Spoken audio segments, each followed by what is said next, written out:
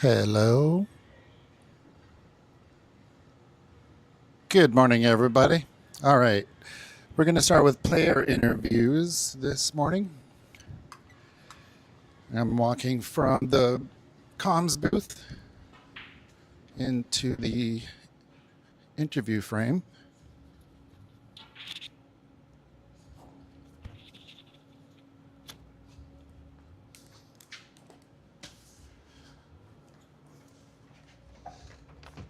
So that camera far over in front of Bex, that's where we're at. That's Okay. where we're looking at. And All we're right. live right now. All right. What's up? Welcome to day 2 of the 2025 Seattle Snooker Open. And the first match we're going to have this morning will be group stage, Dave Daly versus Francis. And we have just a few questions before we get started. First question for Dave. How do you think your play has been so far? A bit hit and miss, which is kind of a pun, I guess. But yeah, there's as many misses as there are hits. You know what it's like. Yeah. We're all striving for consistency, but we're getting inconsistency. Yeah. So Yeah. What's your record so far? What's my? Yeah. Are you second in your group? I'm third, I think. Yeah. Okay. So I've won 2 and lost 1. So it looks like you're secured to move on. I think so. Yeah, I mean, I was looking at the permutations. There might be a couple of really odd permutations that could result, but if I hold my head, I should be okay. You can only control what you can control. Right. Correct. So going into this, looking back, hindsight's 2020. Yep. What were your expectations going in? Well, I always try and keep my expectations tempered. I always try and say, look, just play your best, and then let everything else go where it goes. You can't control or you can't predict. I usually have a goal that says, can I at least get out of the group? Because not getting out of the group is. I've had many tournaments where that happens, and it is disappointing. There's been some tournaments where I felt like I was good enough to get out of the group, and yet I didn't. So I always kind of set that target. Gotcha. Well, it looks like that's been reached, Hopefully. that goal. It looks like not yet, but hopefully. Yeah. No jinx. Yeah. And then just looking back, love this question for every player, but Yeah. how did you start playing snooker? I started playing when I was 8. 8? 8, yeah. My grandfather used to work. Yeah, I used to use the rest a lot. Yeah, my grandfather worked for Guinness, and in the club, in the sort of employee club, they had 2 tables. So I used to go there when I was 8 with my granddad and my dad, and loved playing, and got the bug since then. So when you were 8 or 9, is that when you started splitting the G? I didn't even know about splitting the G until I met you. I'd never heard. It was Heard Mark. of that. It was not Mark. It was Sean Murphy who told me about splitting the G. Yeah, no, I think that's a new concept. I had never heard of it. I never heard of it. Yeah. And then, do you have any superstitions or special rituals preparing for any tournament? No, I wish I did. I mean, if anything, I have the opposite, which is I keep tweaking, and even the morning of a game, I might tweak something, and sometimes that tweaking works, and I play great, and sometimes it doesn't. So I probably should stop doing that and actually have a superstition and have some ritual, but I don't, unfortunately. Okay, yeah. A lot of individual sports players and team sports players have those rituals where they have smelly socks or unwashed undies. Yeah. It's good to smell that you don't have that. No. Yep. And then, would you like to shout out to anybody? I don't know if they're watching, but I think Michael Pacman, Lucy, and Andy Einite might be watching. If they are, hi guys. If not, and they watch it back later, hi guys. So yeah, that'll be it. Yeah, Michael was in the chat yesterday in the stream watching us. He said it was surreal watching you play and me commentate. I'll bet it was. Yeah. He was like, "What the fuck?" He had, well, how much my?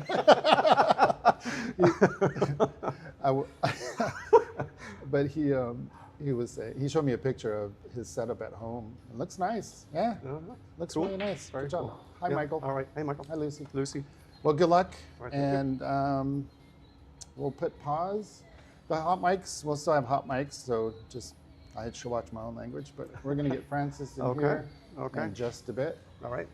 Good luck. Yeah, thank you. See ya. All right. Let me grab that mic from you. Cheers. How are you, Francis? Good, how are you? Here's your magnet. Oh, wow, it's fancy. Fancy dancy.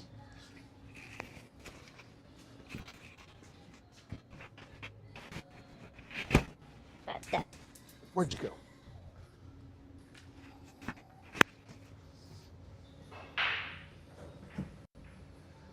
Well, welcome, Francis. Thanks Hello. for entering. I mean, always. I wish there were more events. Yeah, yeah. We have plans for the rest of the year, so there will be at least 2 more big tournaments Awesome. in Snooker. Okay, well, how do you think your play has been this SSO? I'm meeting my expectations, which is really all I can see for myself. Whether I win or not is really just the more important thing is meeting my own expectations, I guess, or beating it. That would be nice. So. Meeting and beating. And what were your expectations, your visualizations before moving in? Well, I'm making more shots than I thought I would. Okay. Especially given I haven't played as much this year just because of work and busy. I think I still feel like overall I'm still going on a upwards trajectory in terms of improvement. So that's really all I can ask for. Yeah, you've had a lot of recent success in pool, and it looks like just by residual, it's carrying over to snooker. Hopefully. Yeah, that's what we've observed. I don't know if you've observed it, but I feel like as the person in the middle of it, it's harder to stand back and look at things.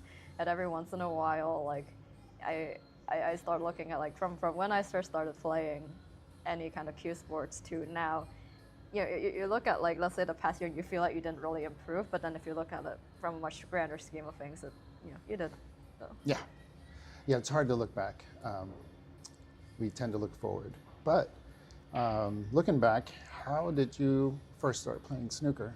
Well, I moved to Seattle, and then Chang told me Ox existed after COVID, and then I came here, and I'm like, oh, hey, snooker tables. Never seen that in the U.S. I mean, I'm from Hong Kong, and so I kind of knew about snooker, but I never played there. So then I met some friends and just started playing, and I'm like, oh, this is really fun. I feel snooker is like you get higher highs and lower lows than pool, because it's so much harder. Yeah.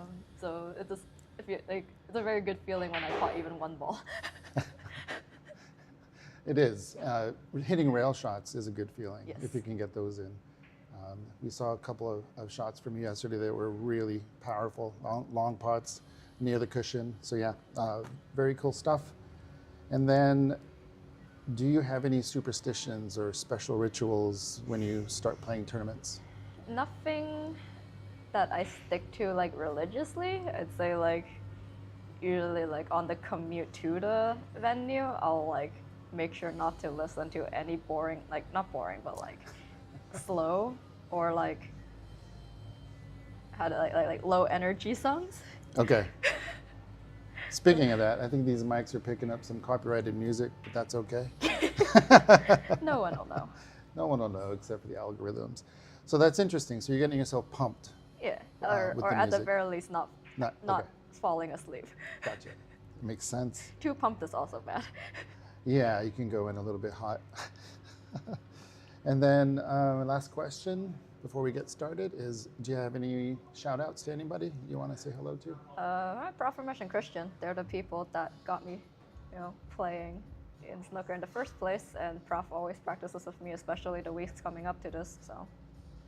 Yeah, it's a good shout out. Prathamesh is playing his group matches over at Empire. And yeah, we saw you and Prathamesh in here practicing in preparation for this tournament. And so wish the best of luck to both of you. And hello, Christian. I believe Christian is operating the production at this point in both clubs. I don't know if there's a way to even know, but we'll find out after the fact. Okay, so let's see what the time is. All right, it's 10:12. We're gonna get started. I'm gonna go ahead and shut these mics off. I'll walk over to the comms booth, maybe give the table a brushing and get you guys going. Cool. All right. Thank you. Thank you.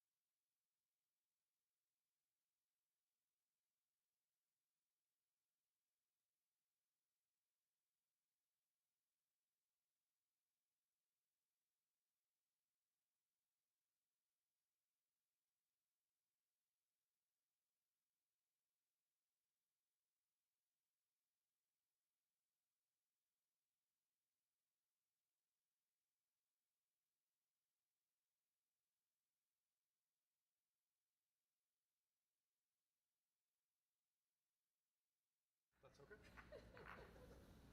All right, Dave, you're on. Yep. Yesterday, when I flipped coins, I had nothing but tails, just so you know. Okay. So today we're regressing to nothing but heads.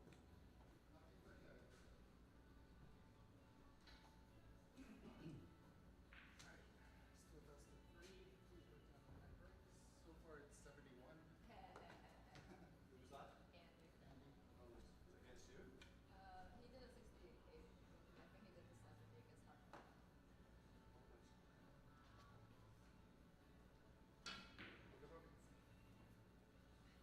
nice.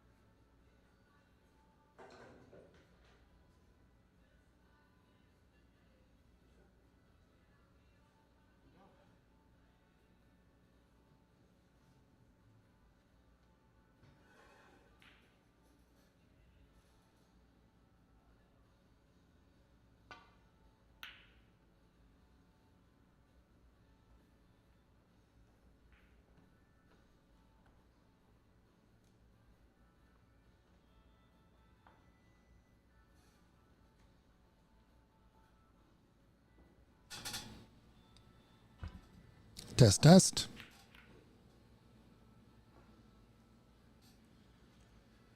Well, good morning, everybody.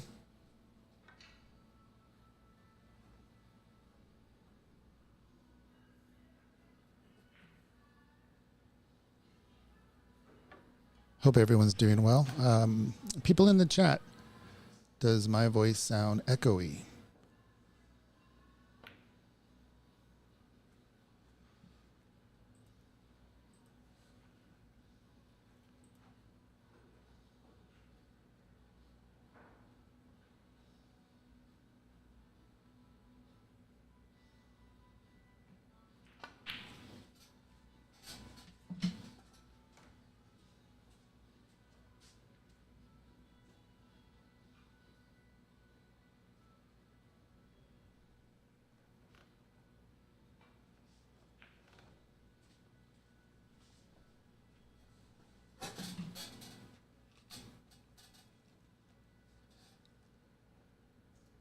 How's everybody doing? Everything sounding good? Okay. On my headset, I have a slight delay. So as long as it sounds good, where's that cue ball going? Oh my goodness. Okay.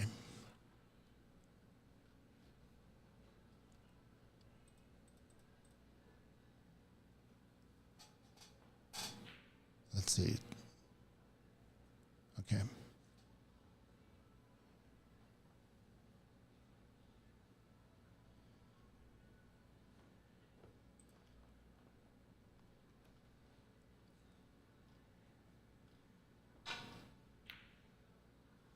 So we had 2 matches planned this morning. It was Dave Daly versus Francis. And the second match was Matthew Ma versus Chun Kwok Chen. And so far, only Matthew has arrived, and we're reaching the point where we might have to do a walkover. We've tried to contact Chun. We hope everything is okay. So hopefully we can get in contact and at least make sure that everything is okay.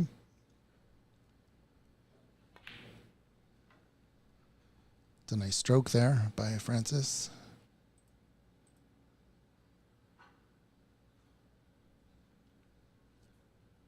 She can go blue, top spin, try to get the cue ball to go to the bulk side. Just like that on the green. It rolled just far enough, and then she can do a stop shot for the pink here, or she can just roll it and try to use the rest for the black ball. She tried a stop shot, but maybe that angle wasn't quite there, or put some unwanted side, so that caused the white ball to hit towards the pink.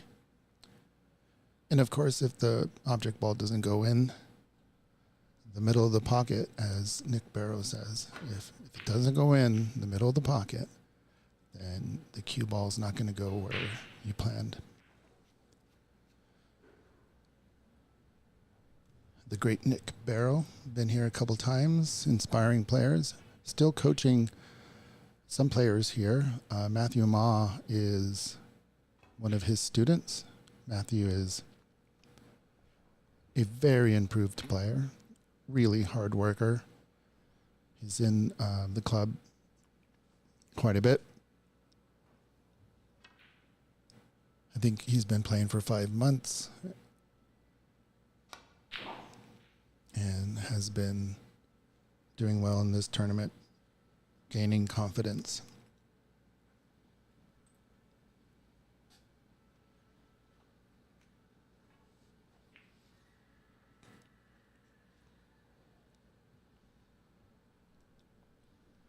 So reach out to Nick Barrow. We have plenty of tripods here so that you can record your sessions and then even go live with Nick. Put your earbuds on, put your camera on the tripod, and have a session with Nick.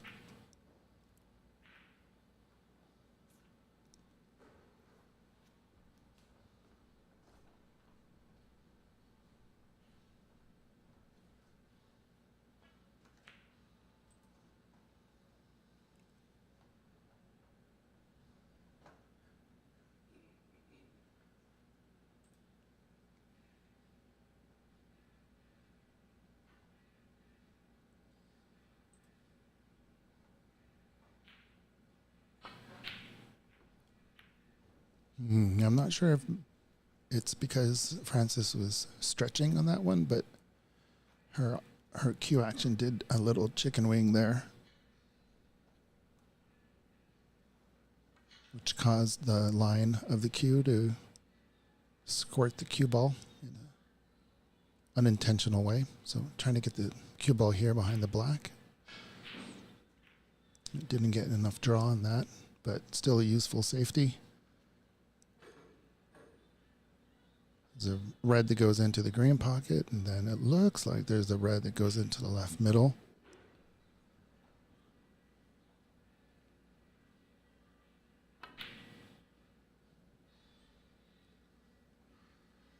You don't want that red ball to get under the black. Oh, it did. Okay, well. Trying to hit, I believe she was trying to get that red ball to hit the blue so it stays up table. I'm sure she didn't want that red ball to come back.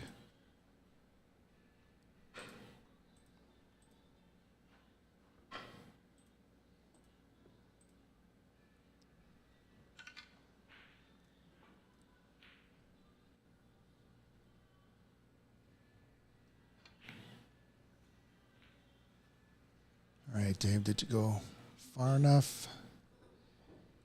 It looks like he was a little short for the black ball, but he can give himself a high black here or just go up the table for some of the bulk colors. There is a red up there that he can play and then come back down. See how aggressive he gets here with this red.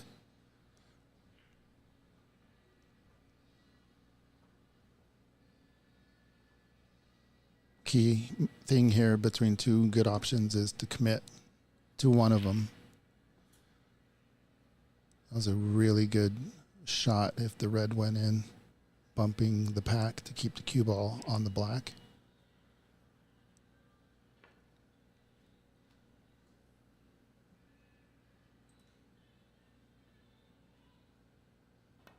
But you got to make the red.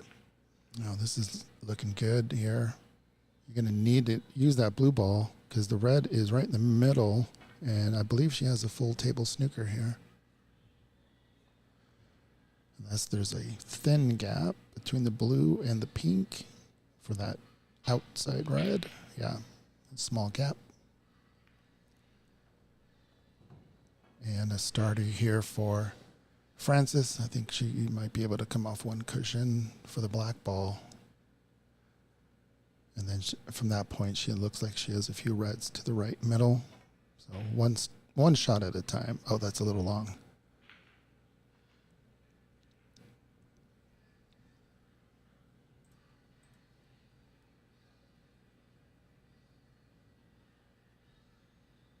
And I'll be right back. Not only is this music copyrighted, but it's terrible. I'll be right back.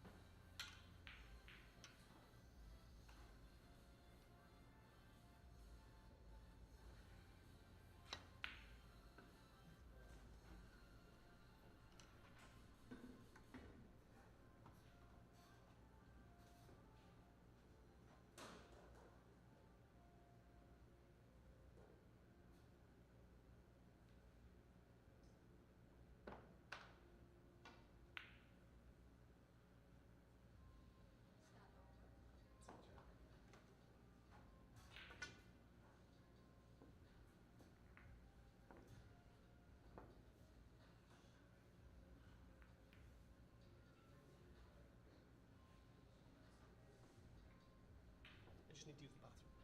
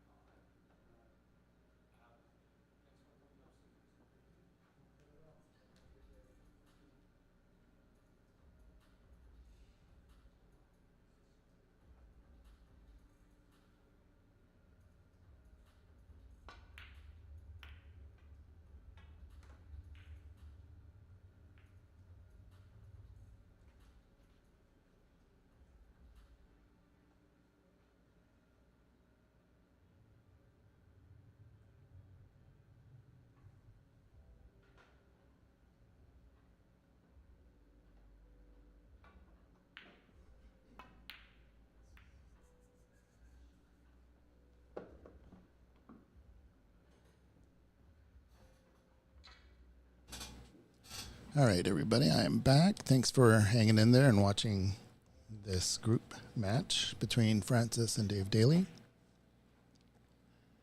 Dave looking good in the first frame.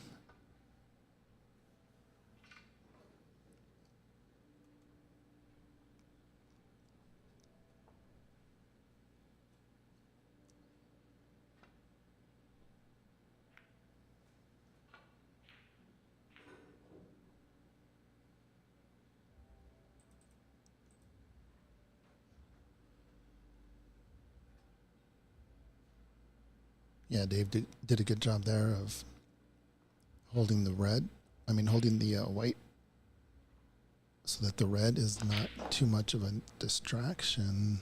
However,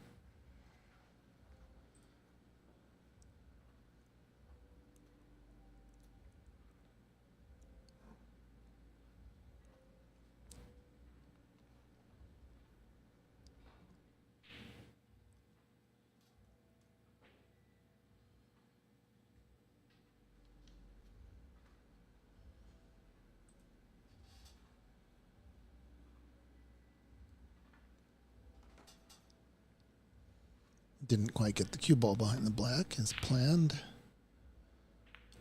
Ooh, hit the brown.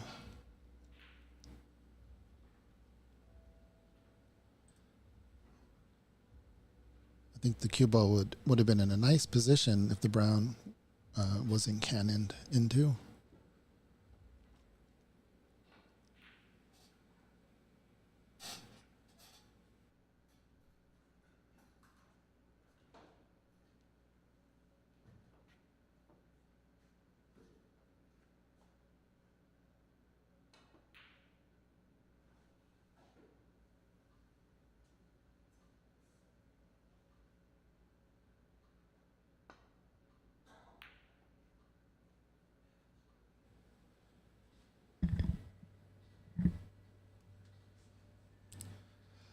Well, I don't know about you guys, but I'm really enjoying this tournament here.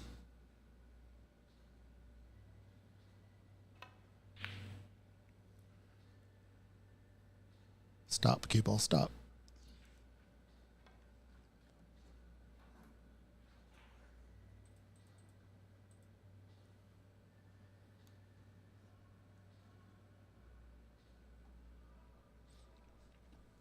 So, the past couple of years, the Seattle Snooker Open had qualifying tournaments across the country and in BC, which was a really nice format. It was a good design. Each club from across the country that participated had the finalists win an entry fee into the Seattle Snooker Open plus significant cash prize to assist with travel and hotel. And then for the people who came in, I think the 25% of the field was paid out. So for the people that didn't come in first or second, they still received some cash. So it felt like a tournament rather than just an exercise in sending people to this tournament. So with all the clubs involved, it was a monumentous effort to coordinate all of that.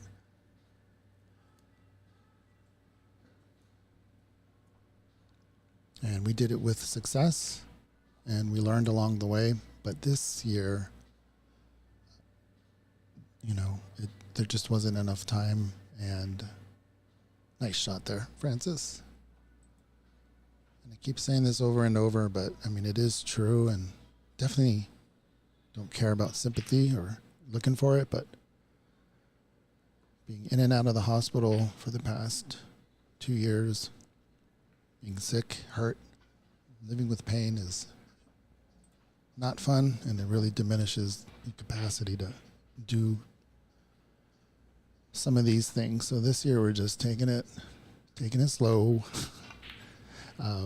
If you consider running a tournament in 2 clubs at the same time, one on the east side of Lake Washington and the other on the west side.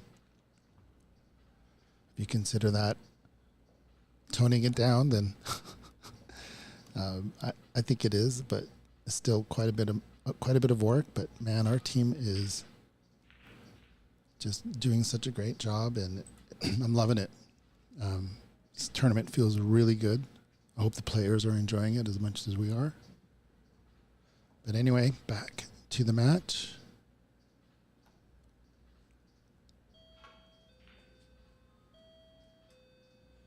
All right, we got Sandro in the house. We have a Q Sports photographer, Sandro Menzel.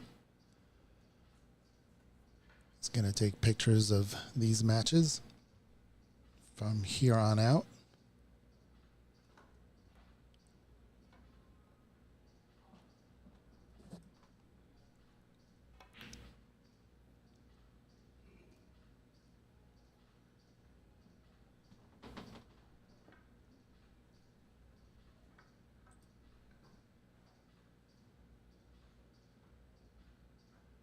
Yeah, looking at that red in the left middle, it's going to be super thin. Cue ball's going to go flying. Let's see how he controls it.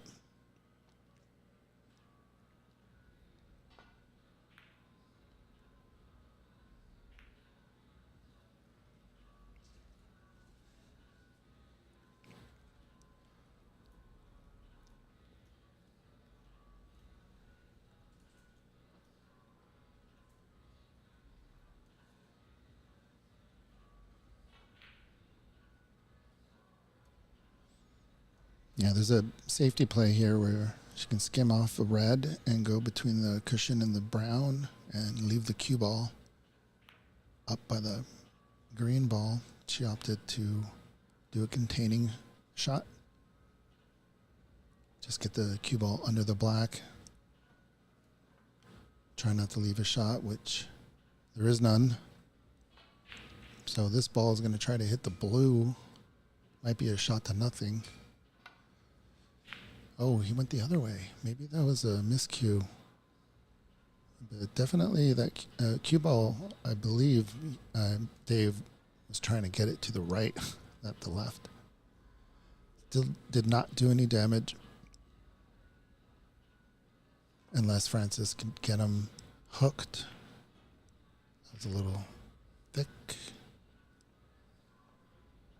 And as is the case sometimes in snooker, if your opponent leaves you with an opportunity to pick off some reds, a lot of times they are blocking themselves. And so internally, you're thinking, damn it.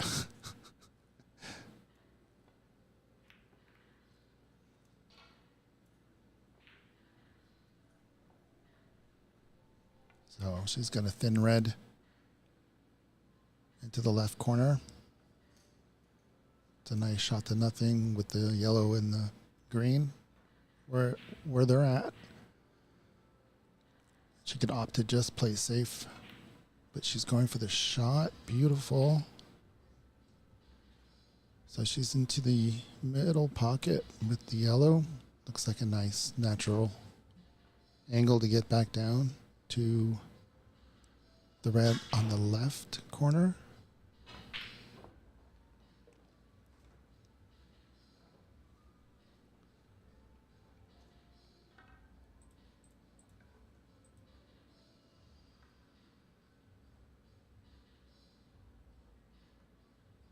I think possibly hitting that yellow a little bit softer and a little bit less stun would have helped her. But Dave has a long tester here. Ooh. Yeah, that green ball definitely affected his stroke. You can see the cue lifted off his bridge.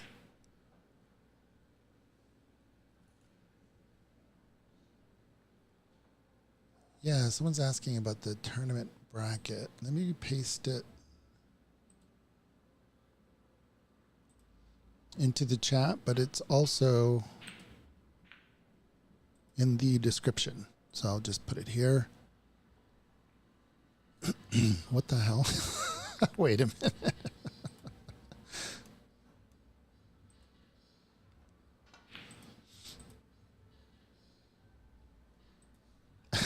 That is not, what is this? This is so weird.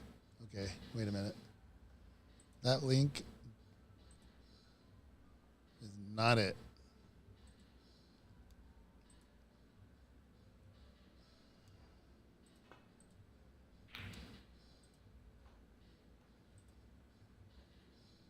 That's the link. So how do I get rid of this?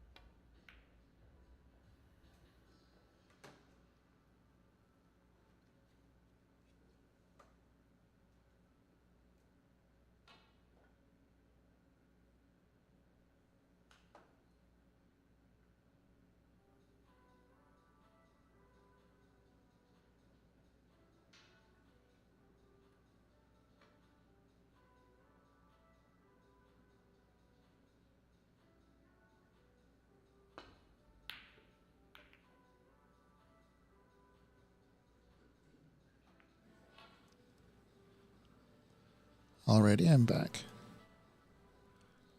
I'm not sure what I did, but somehow the echo on my end is gone.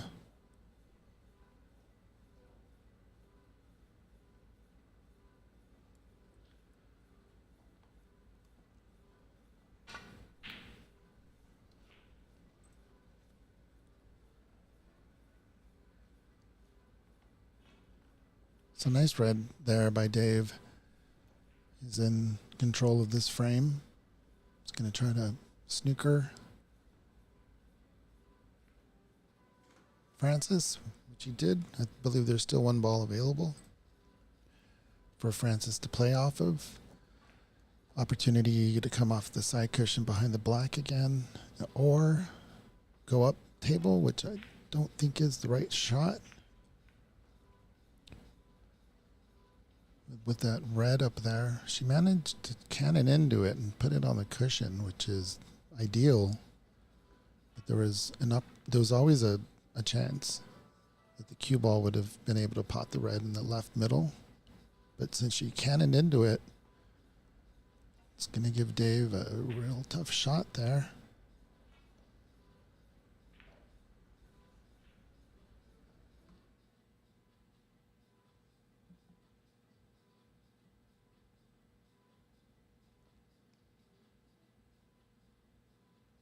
Let's see.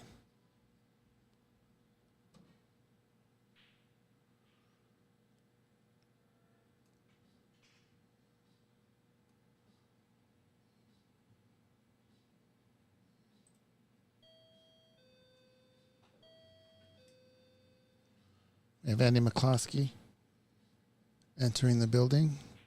He'll start his match with Matthew Ma in just a bit. Oh, where are you going? Where are you going, cue ball? Oh. Francis wins that little safety spar.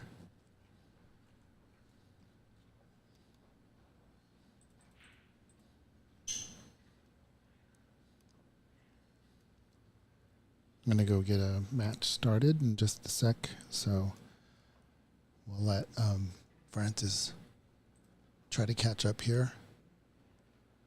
The only available high value color is the black ball. And that's where she's trying to head. Get out of the way, red ball. Get out of the way. Oh, good effort.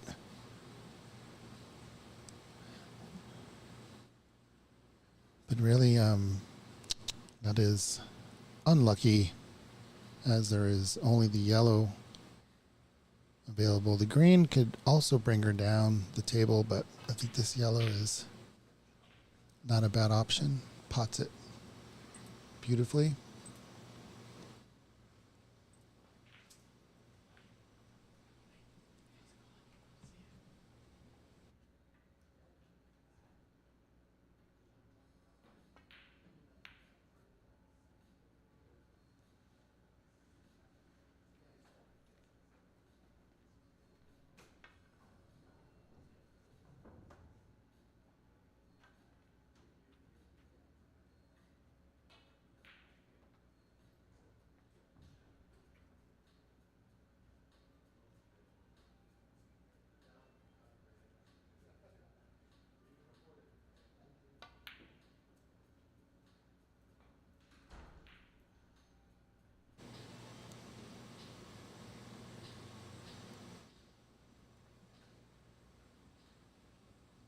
All right, a real chance here. Francis is sticking around.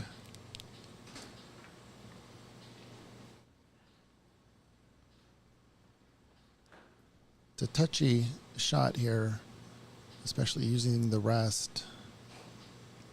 You want to keep the cue ball on this side or hit it hard enough to get it. Perfect position there for the black. Just the red didn't go in. These tables are fairly brutal.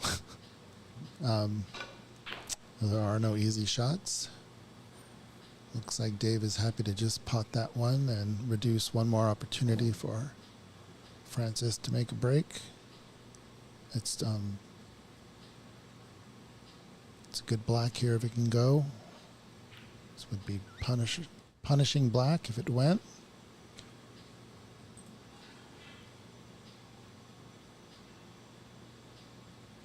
So 4 reds left. I know that the difference is only 21 points, but given where the blue and the pink are, it's not a bad idea at this point. 1, to slow Dave down by playing safety, but 2, by playing safe and trying to knock them off the cushion and get them into a more playable position.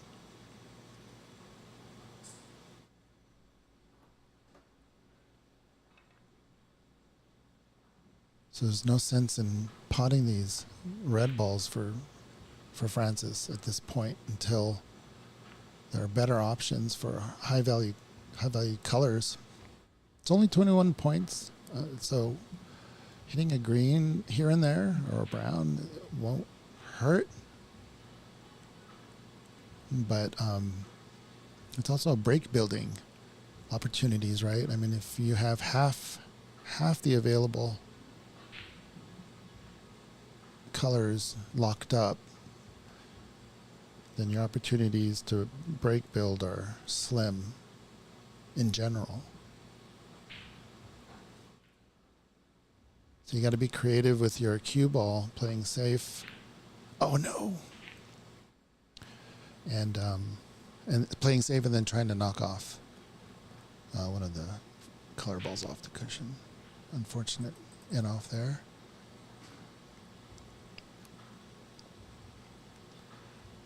Still not out of it, Francis. And then the reverse, I believe, at this point, the reverse is true for Dave. where he can afford to just knock in a red, and any color will do for Dave. All right, this could be a good opportunity for Francis to pot the red in the left middle and also bump the black ball into a better position at the same time. You might have to plan for the cue ball to come off the cushion and bump the black into the same pocket. But instead, she did a draw, so the black ball might be in a position that at this angle doesn't look too daunting. So she must like this angle. Get in. All right, so I think at this point it's time to run and hide. I wouldn't try a plant here. Try to avoid the plant. But again, if it goes in, it's the right shot. And it is the right shot. Nice, Francis. So this is a natural shot to nothing, hitting the black ball. And then want to avoid snookering yourself.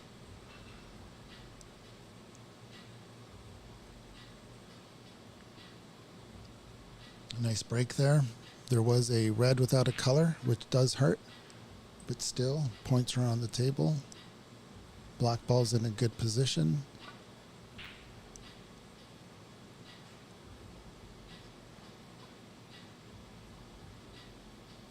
Yeah, I'd play safe here if I was Francis.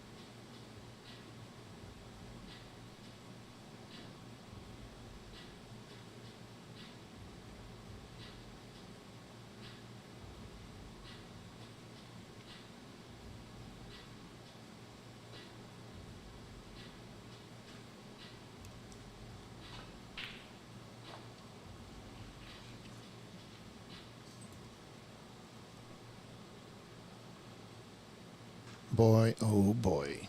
What a pot. And unlucky cannon.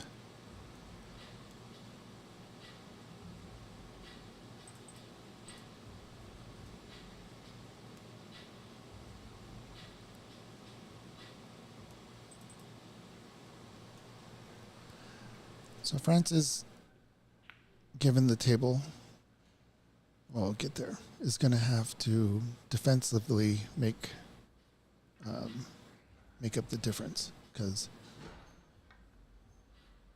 she doesn't want to make this last red. She definitely doesn't want Dave to make it.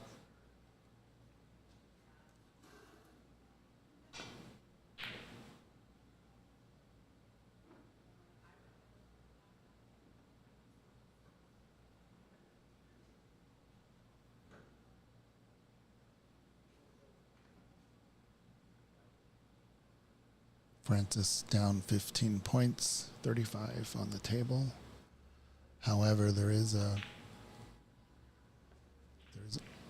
oh man, almost. Okay, so she's opted for the aggressive tactic of putting the last red. Gotta get that, even if it's a fluke. A nice position on the yellow if the green had gone in. But unfortunately,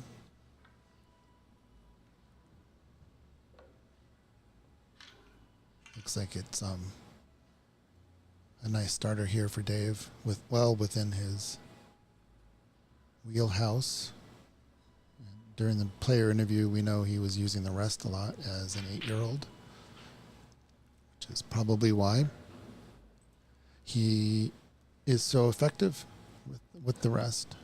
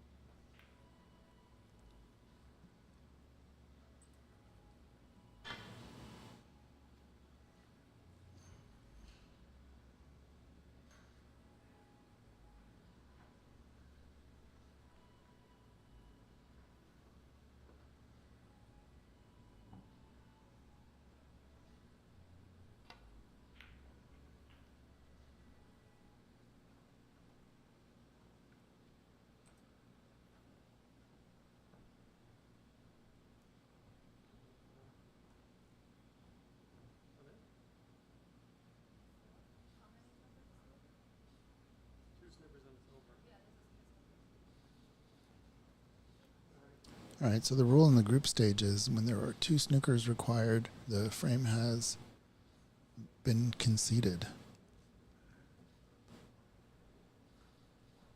So they're just working it out here. To me, it looks like there's only 1 snooker required. However, their score is different than the one on the TV screen, so I'm going to go double check with them.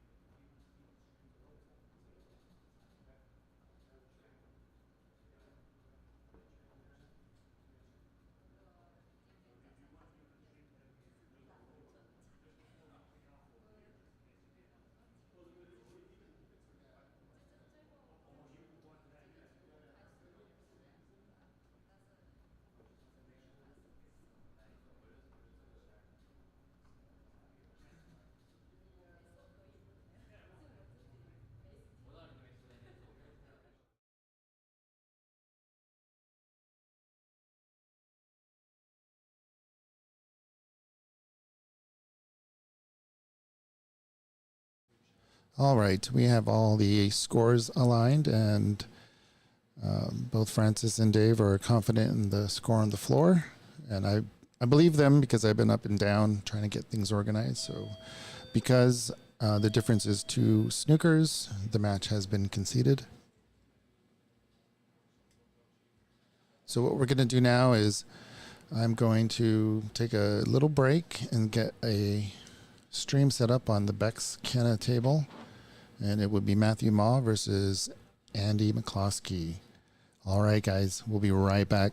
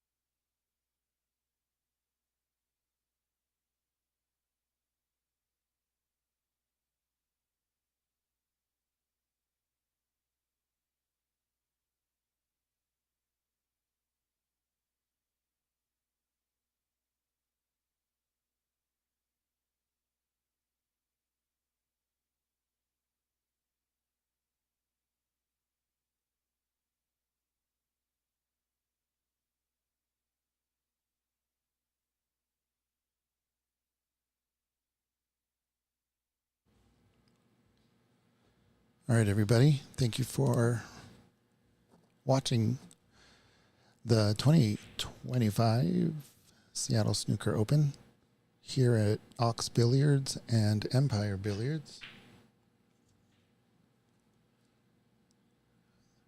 This is still a group stage match, best of 3. Andy McCloskey, the reigning champion of the Seattle Snooker Open.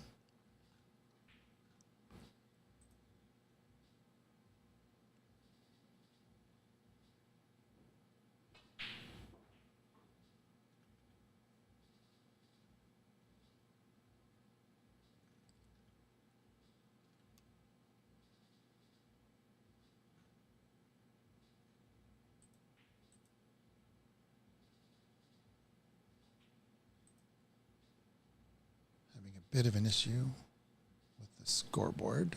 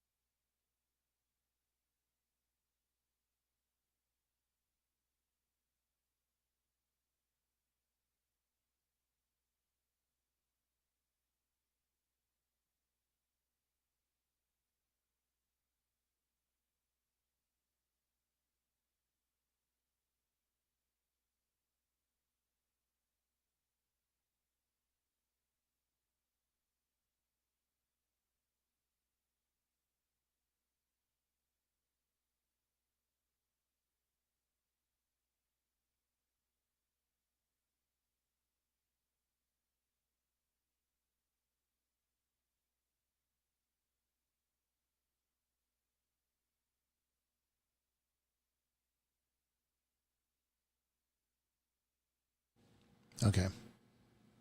Alrighty, it looks like we're all back and ready to go. Everything's working cleanly now. Matthew is a player that started 5 months ago. But in those 5 months, he's done about 1.5 years of work.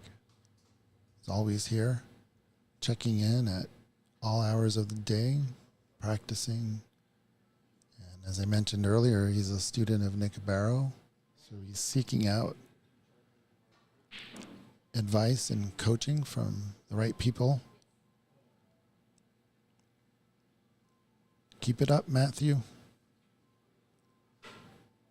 He understands the importance of a balanced training regimen where a third is solo practice, another third is league play, and then another third is what he's doing now, tournament play. So if you can balance those, you have different methods of challenging yourself and testing yourself. solo play are techniques to play things that you are uncomfortable with. Get better at those, make them more comfortable in solo, and then you test that with league play, which is a competition head-to-head, but not as demanding as a tournament like this. And then this is where the demons come out when you're playing matches like this.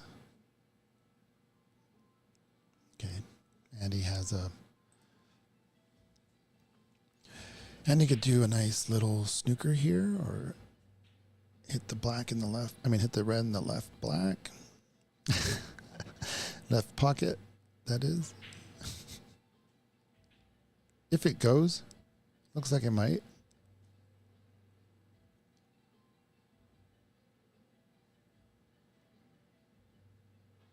Knowing Andy, he's probably thinking 3 steps ahead, but focusing on this first step.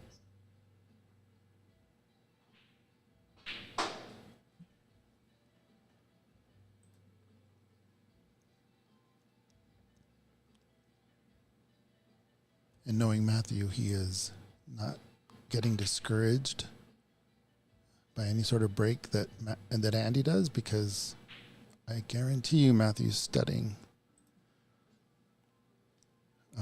what Andy is doing.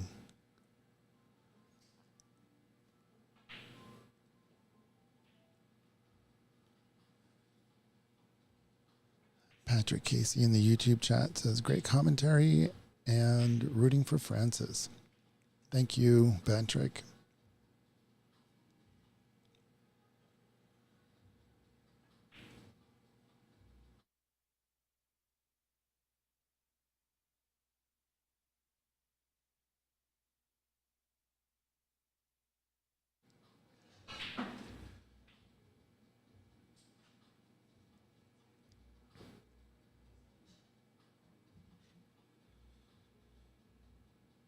Andy put himself in a little bit of a bind here.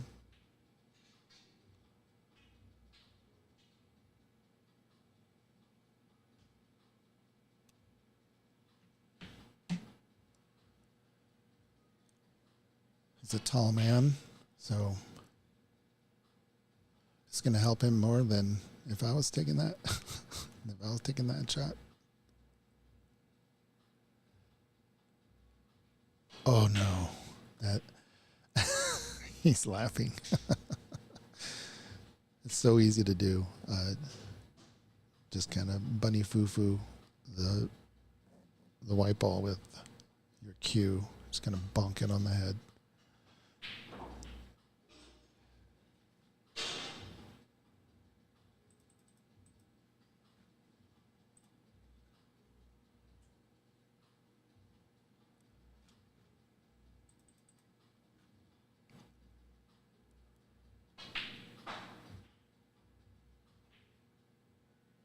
Get in there.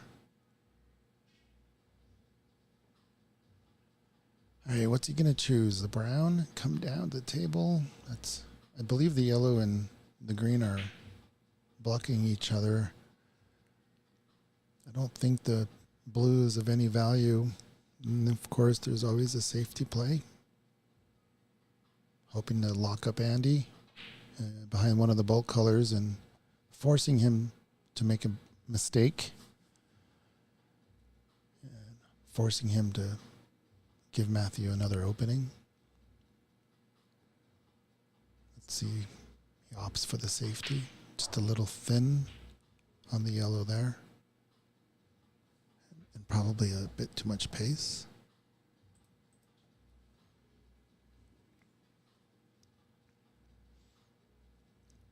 But not a terrible safety. I mean, it's not a snooker, but this is a tester for Andy. Went a bit wide.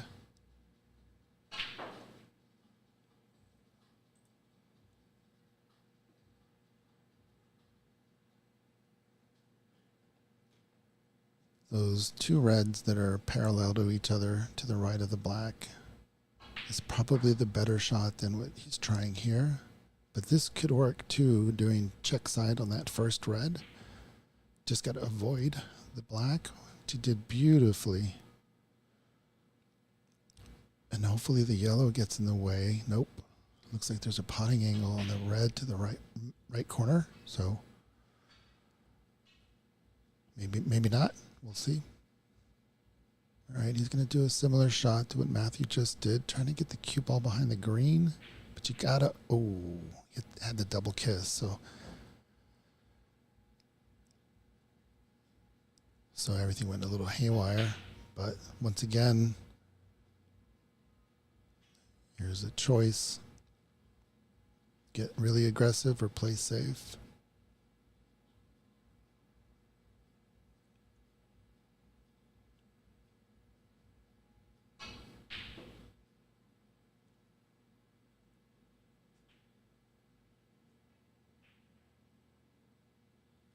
Shows maturity and patience there for Matthew to not go for a hero shot.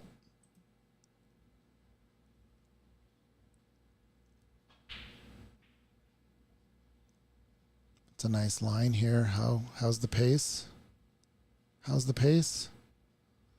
Not bad. Could have been worse for Matthew. So it's his turn to volley. Try the same thing. I think the goal here is the green ball. If you can try to get it behind the green ball, it gives you some leeway. Hit that much too thick. I think the pace would have been okay if it was thinner.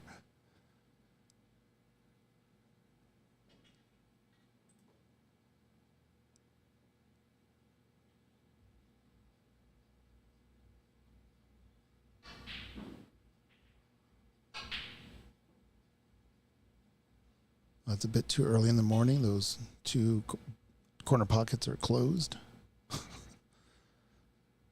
Out of service.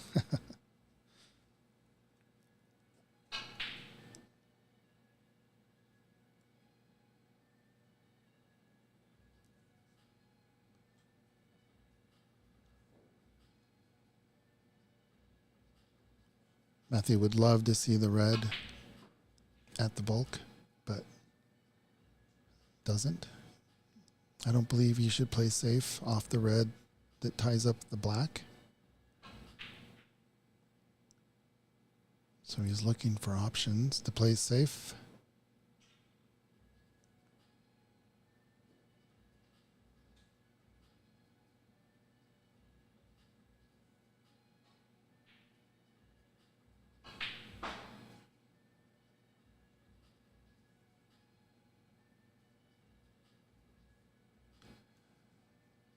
It's a clever shot. If the red under the pink is available, it's unfortunate for Matthew because that will leave the pink for a shot, but Andy didn't get on it.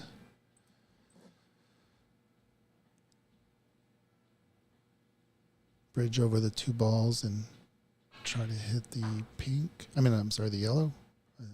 And he's looking at the pink here, trying to decide if he can swerve around that red. I think that's a lot to ask for squirting around it. I think the shot there would be a swerve, but that's almost a masse. They're so close together. You're gonna have to go around half of red, at least from this angle. Maybe he's just trying to play safe. Yeah.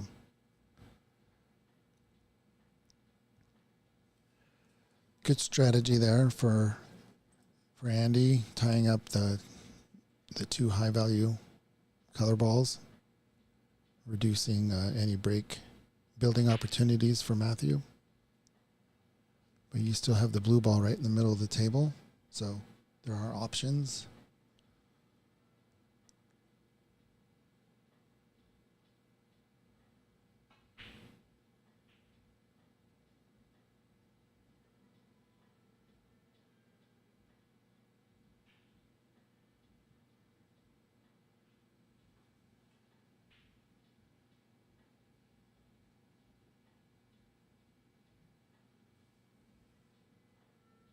How's his luck? Yeah, I don't think anything's on. Looking at the plant here, shot to nothing. Might not be nothing with that bulk color. I mean, with the bulk red. So he's got to go in.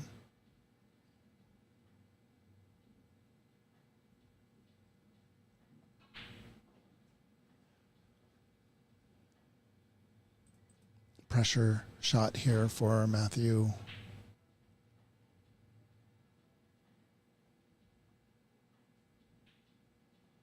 If you're going to miss, you got to miss well.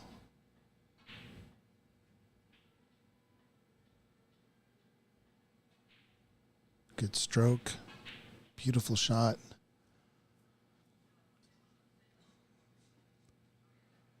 There's a lot of calmness in that shot. It's good to see. You could kind of tell that he's a cool character with ice in his veins. He told me yesterday that he doesn't feel nervous. And even though he hasn't won a frame, he feels very confident. He's been in every frame. It's always been just a few points.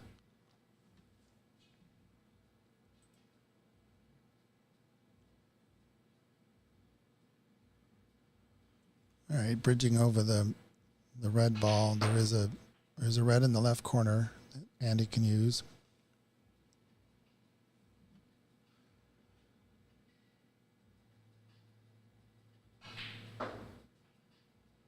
It's going to be oh yeah. Okay, he's got this one. So this gives him more opportunity to do more things with the cue ball rather than bridging over that other red.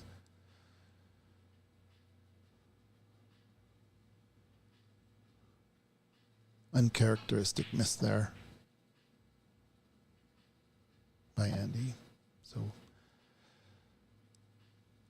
the red in the bulk is really being an issue there for Matthew to play safe.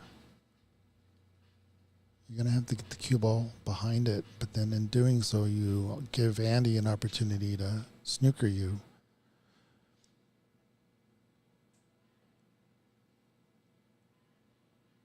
So this might be a mistake unless he's going cushion first on this red. Yep, going cushion first. Come on, you got to hit it. Unbelievable. Are you kidding me? Wow. Oh, that's so unlucky.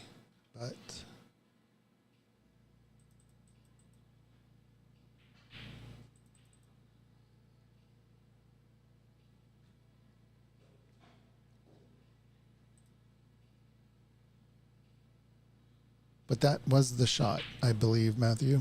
But you know, sometimes it doesn't happen.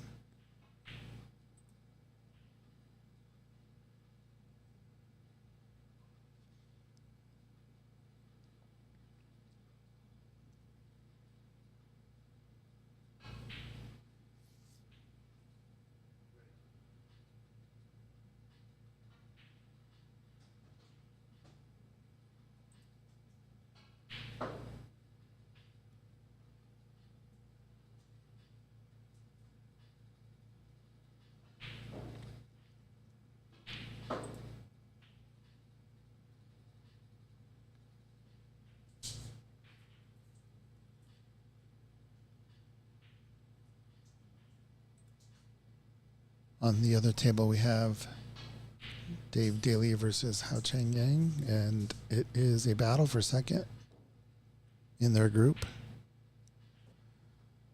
Andy is in first place in their group.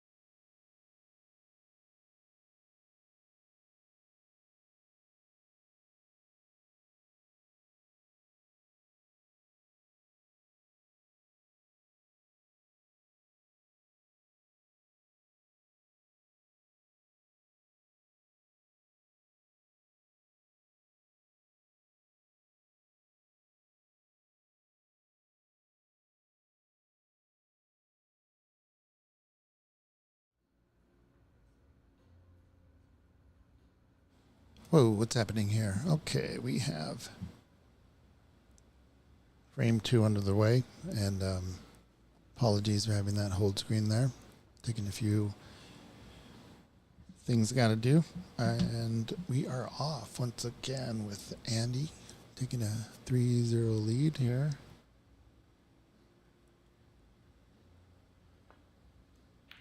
This is Chen. This is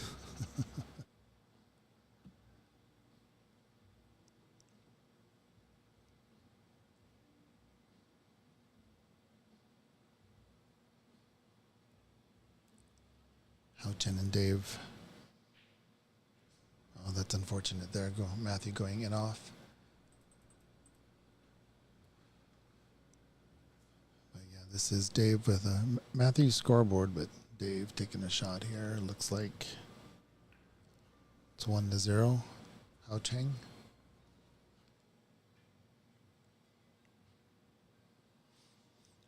You know, okay, here we go.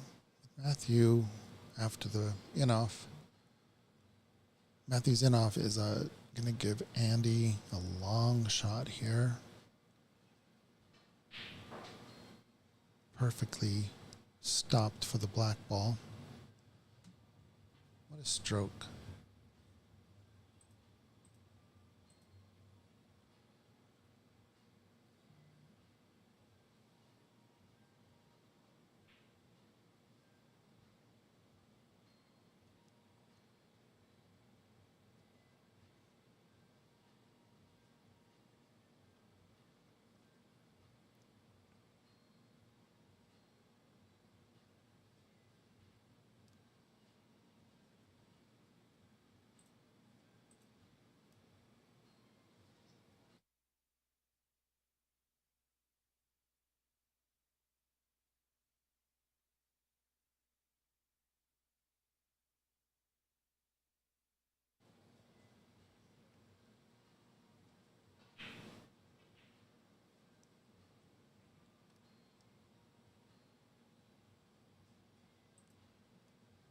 It's so critical to remain still when the butt of your cue is elevated so high. Any sort of unwanted side just gets turned into a swerve almost immediately. So it takes a lot of control when your body's in an awkward position.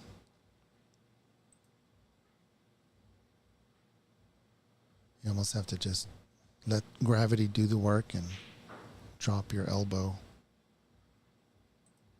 instead of controlling it with your elbow. Just drop it.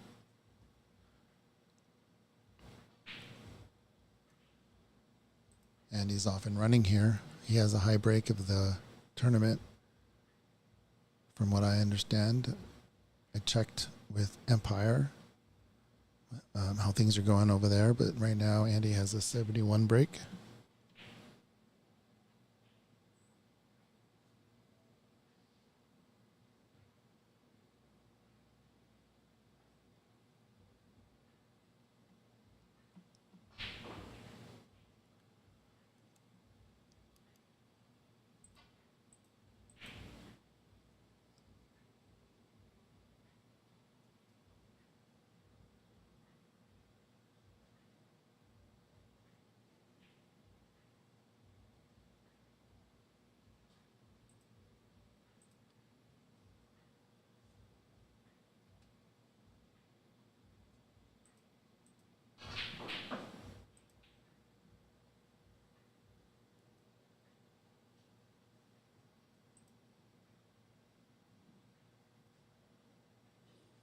All right, we have a break tracker for Andy. Oh, didn't want to hit that red ball. With Andy's ability, this blue ball should be a nice shot for him. There's a red available next to the pink. Doesn't need to do too much to the cue ball. Nice shot.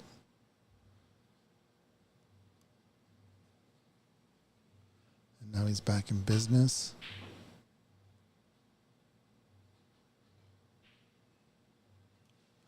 Oh. So I guess he was trying to move one of those reds off the cushion. I'm not sure it was necessary to do that. I think a nice stop shot would have been in the cards for him, but if you can make thin slices like that, what a weapon. He dug himself out of a hole with that razor thin black ball.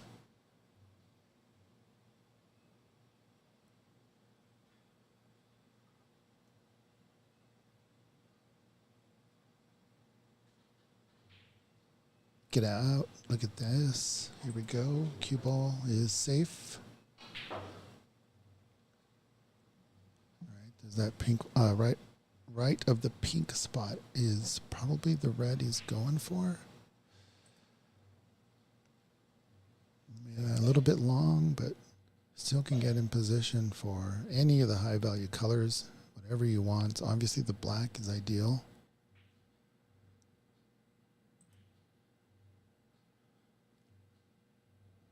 Managed to shoulder barge one of those reds out of the way.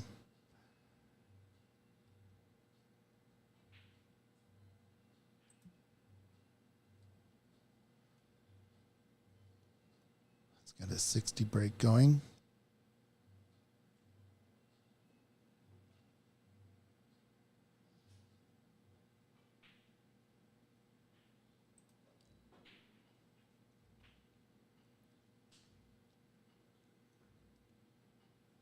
He's going to pick one of these reds to cannon off of. He's got to clear his head, commit to the shot.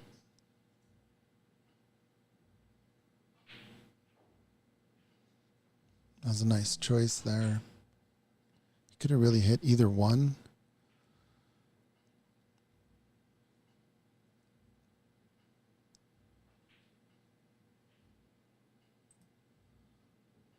All right, so a new high break. Coming right up.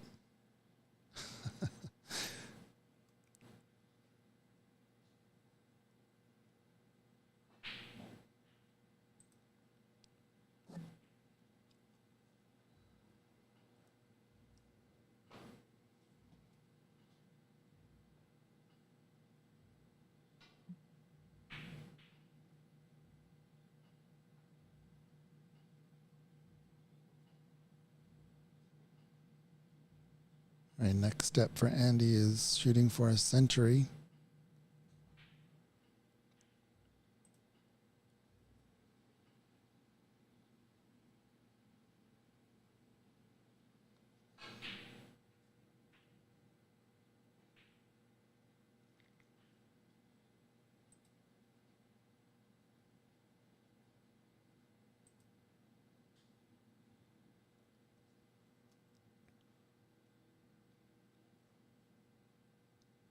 He's on a possible 127.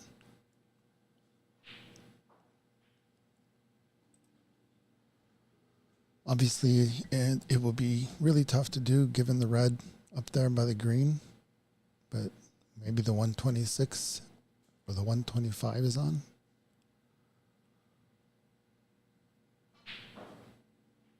Where are you going, cue ball? Get that jaw. Nice.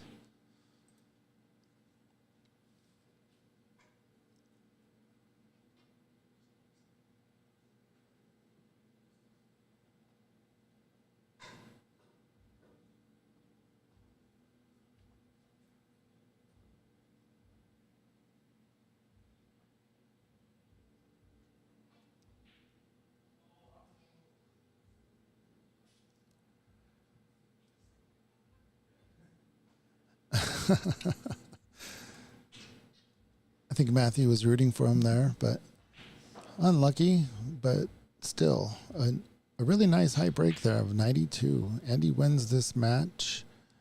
He's thrown the gauntlet out there for everyone trying to get that high break prize. And with class, Andy completing the group stage without a loss. So the gauntlet is down. Who is going to knock Andy off his perch? We'll find out the rest of the tournament. Give you guys a break. We will start the last 16 when Dave Daly and Chang is finished. I'm going to put up a few advertisements for our sponsors as I set up the stream for Dave and Chang. See you guys in a bit.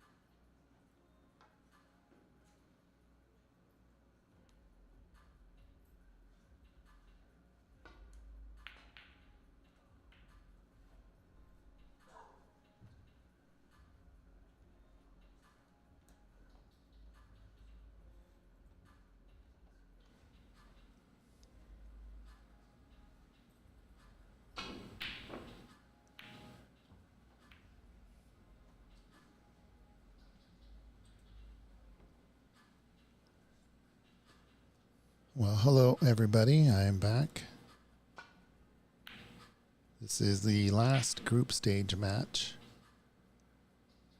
This is going to decide who will be in second seed, Group A.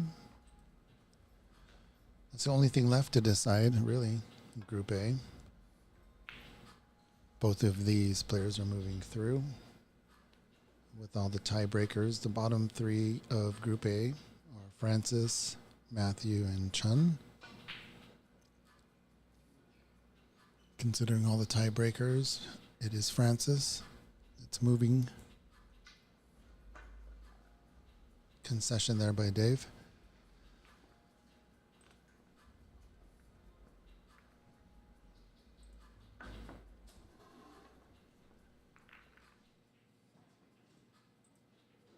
All right, so looking at the brackets once more, we have currently Andy McCloskey, first place, Dave, first place, Chang, third place, Francis, fourth, and those are the players moving on. The other group we have here, Verun in first, Nadimula in second, Angus in third, Praneet in fourth. And this group was completed yesterday. So these players are ready to go for the last 16.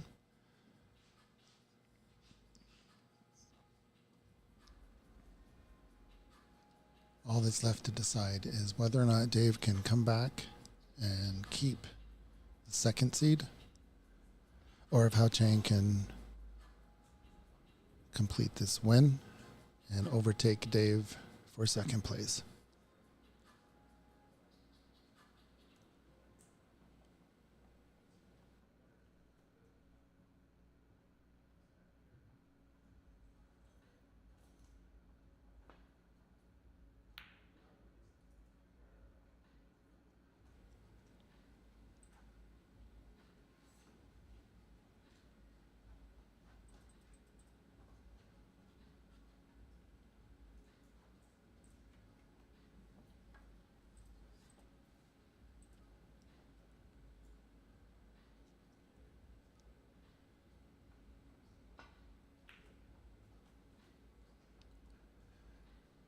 You got to slow down or speed up cue ball. Looks like he's in between shots here. Likes the black ball.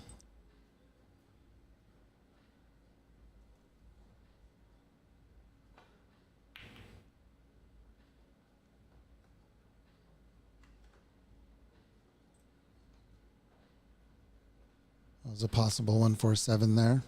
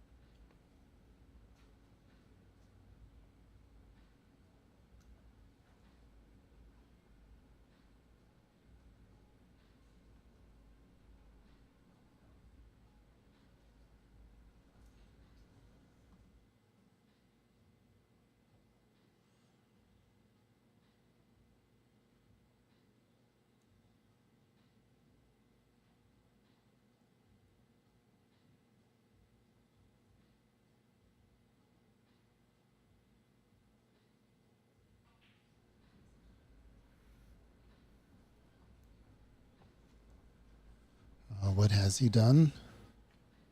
He's left a starter.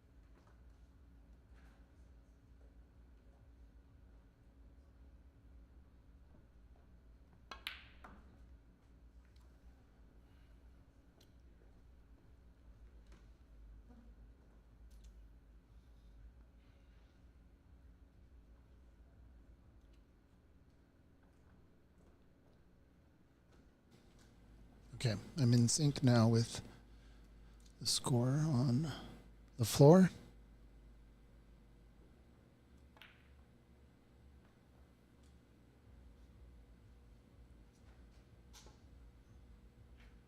There's a decent break there by Chang and a nice little safety at the end. Not getting too crazy. It's going to roll into the pack, it looks like here. Dave is.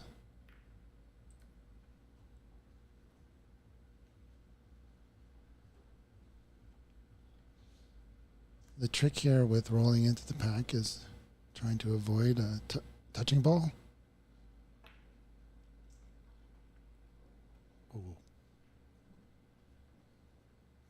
Because if you roll into the pack and then leave your opponent a touching ball, then they have the advantage. They can just shoot the cue ball anywhere.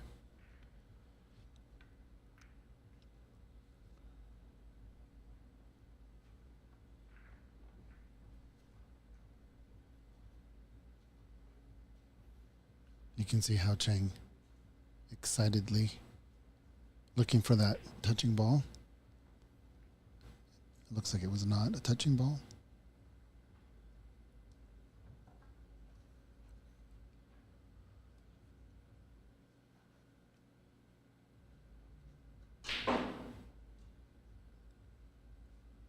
Yeah, Dave is forced to find a way to keep the cue ball below the black, given those two by the left middle and the one ball near the yellow pocket.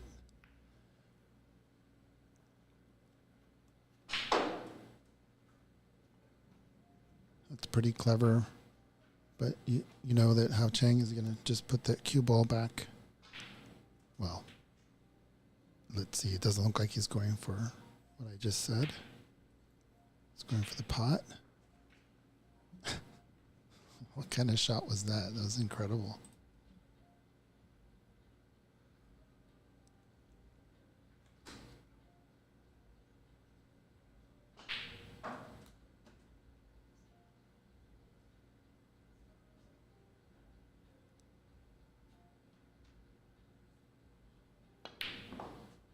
My goodness.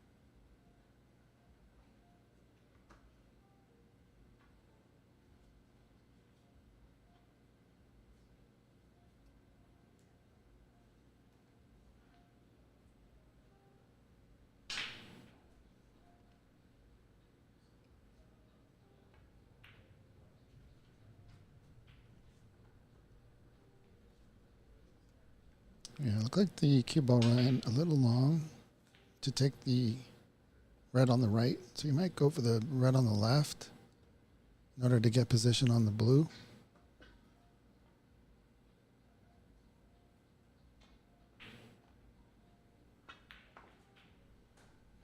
Well done.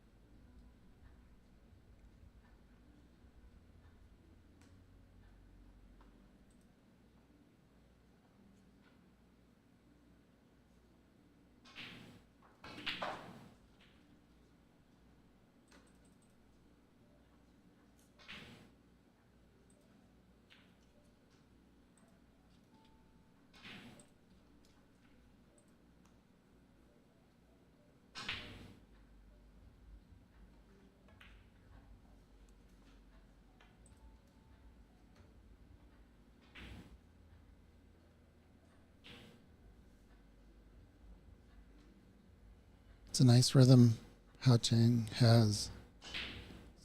Pretty fun to watch.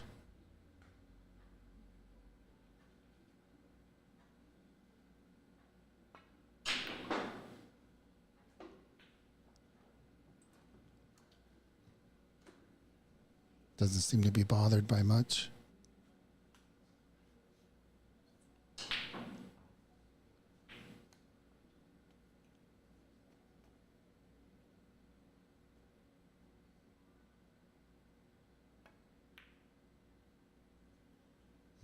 Overcut that, believe it or not. Looks like that was a 35 break.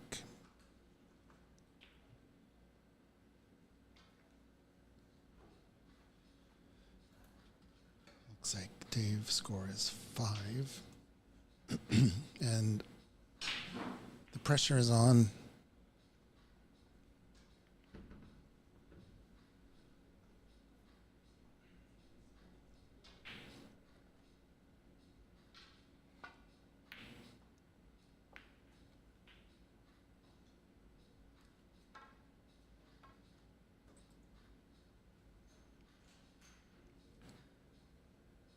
Got to find a way to gently bust into these. Oh, he's not going to do it yet.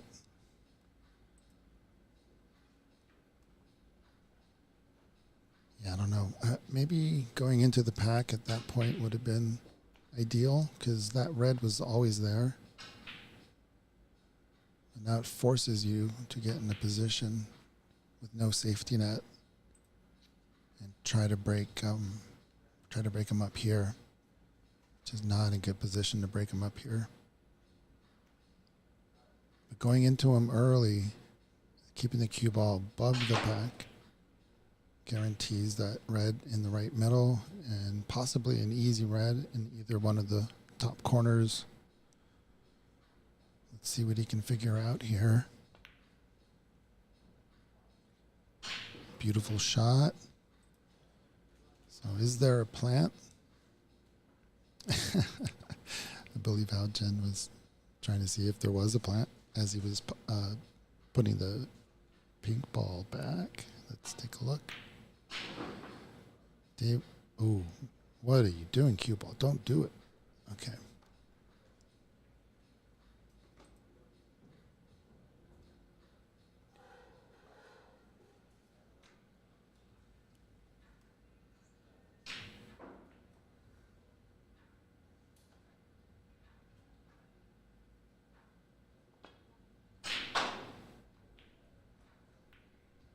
How Chang missed it in the same manner Dave did.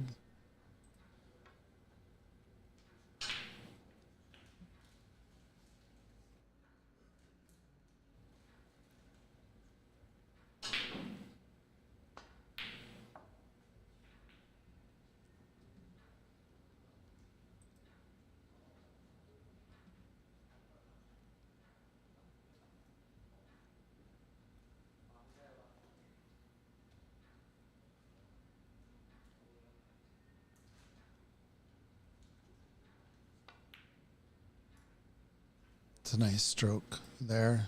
Shows a little bit about his mentality where he doesn't seem to be pressured. Pink ball kind of ruined his plans there though.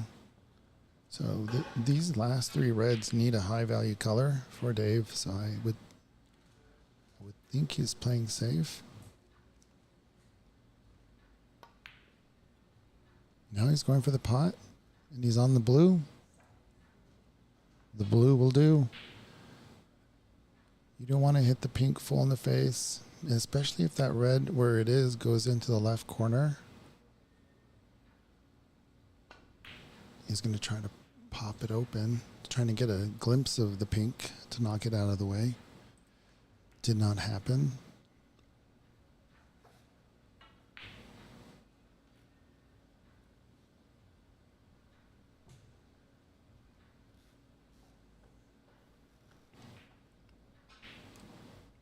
So just going to try to get behind a bolt color here. And also keep the red safe.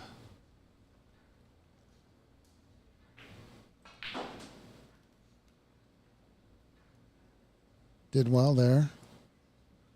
Ended up getting behind the pink.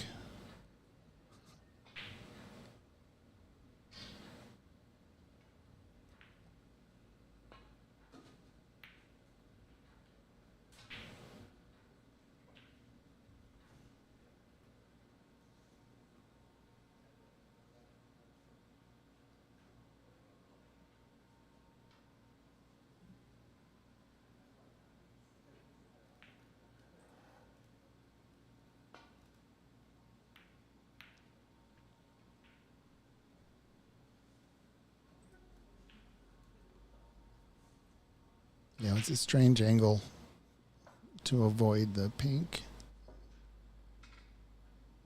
Didn't manage to get around it. Now left a good starter.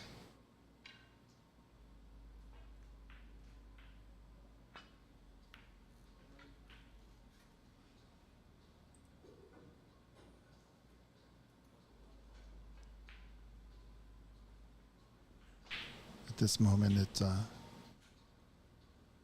not snookers required yet.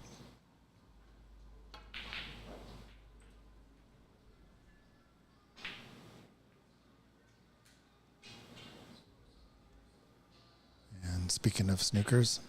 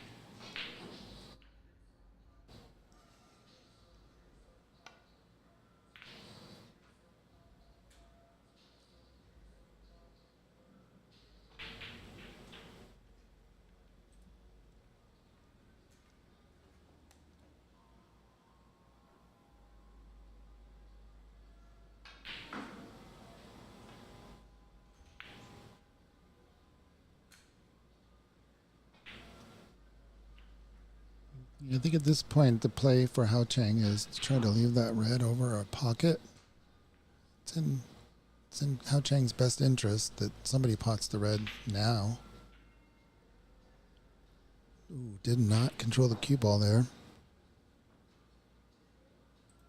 by Dave Daly. Dave could have had a really tight snooker behind the yellow.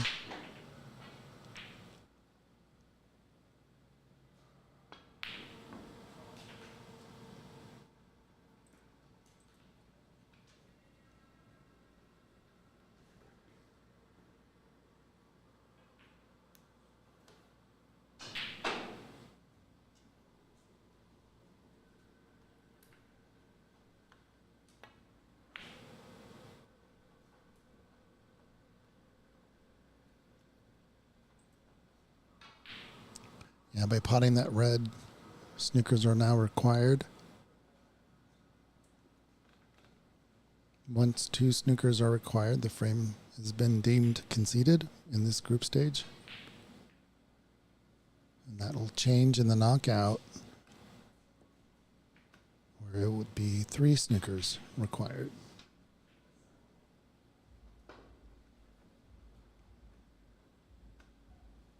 And there you go.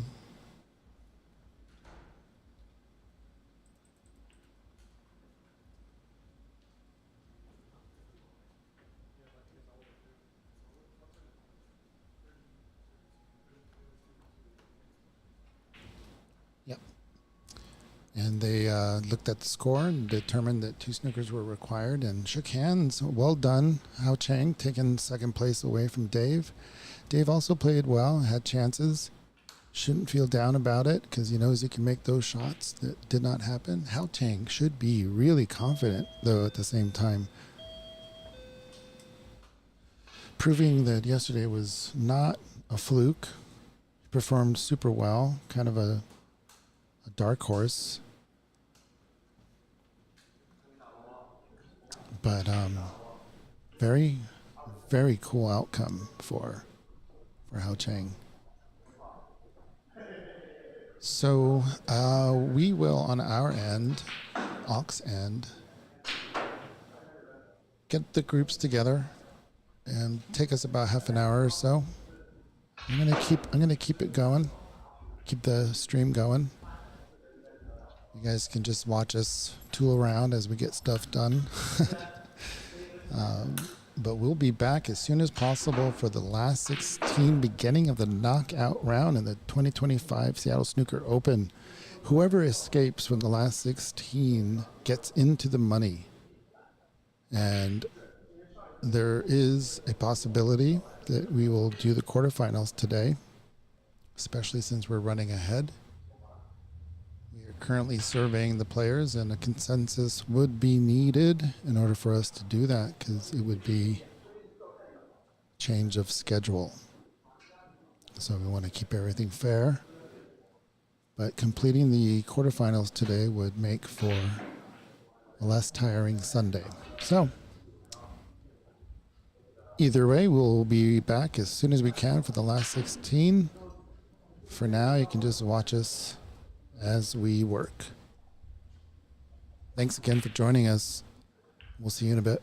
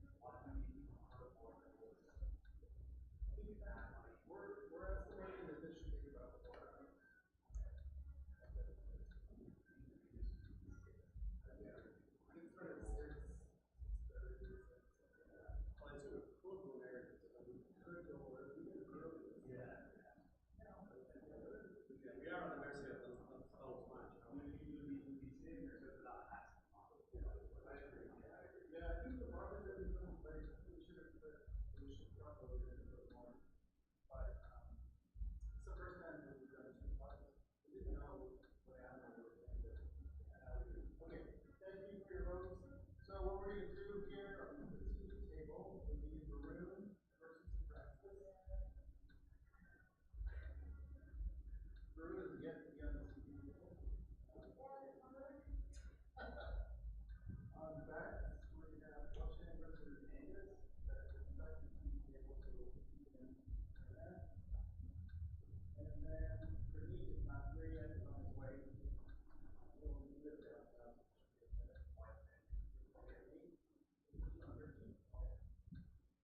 And then Nigula and Ray Taylor is on out. And in these, it's down to 3. Three full times. That's 3 points. Now in a minute, so it's now 3 foot 2 foot pounds, 3 attempts. Oh shit, okay, so that's the same, that's right. The concession, so the concession is now 3 spins.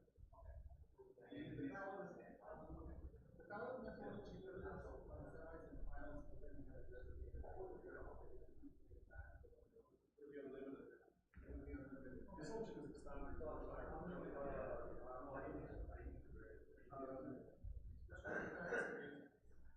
Yeah. Just the same thing. Well, in the year, it's not only different reviews for 80,000.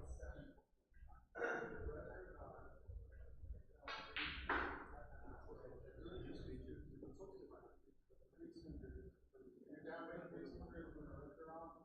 That's you guys good out over there? Yeah. Okay. No, just we're talking more about the concession. All right, thank you guys once again for being very flexible. Good luck. Again, this table is checked.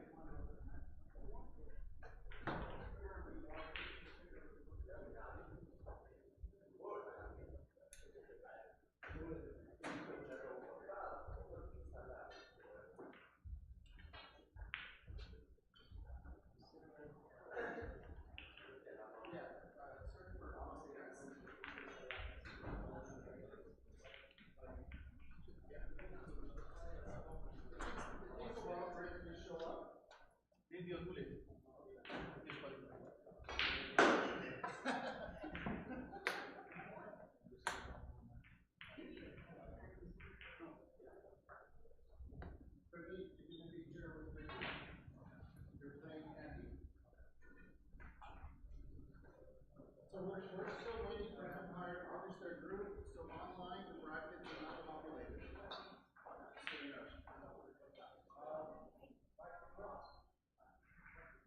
yeah.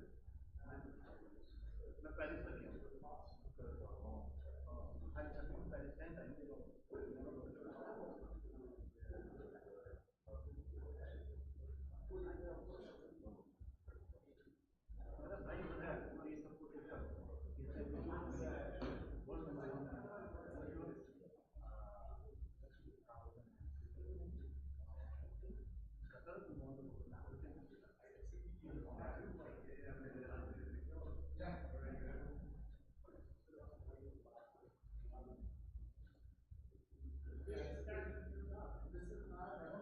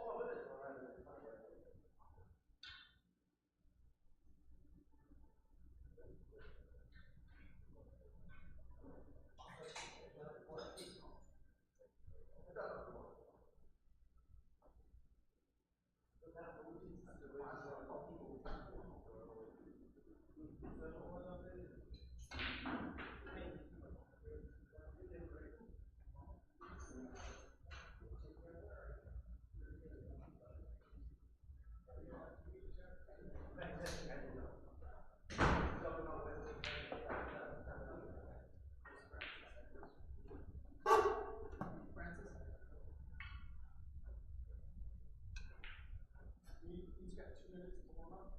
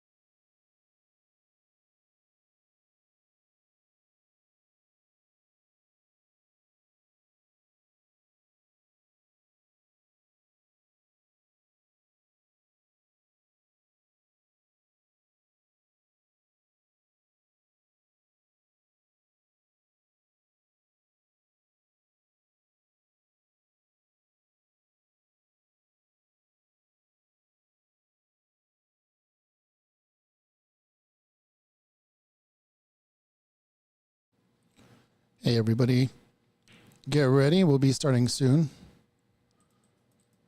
We'll be starting the last 16. It'll be Verun Juneja versus Francis Chow. And just getting that set up. See you in a bit.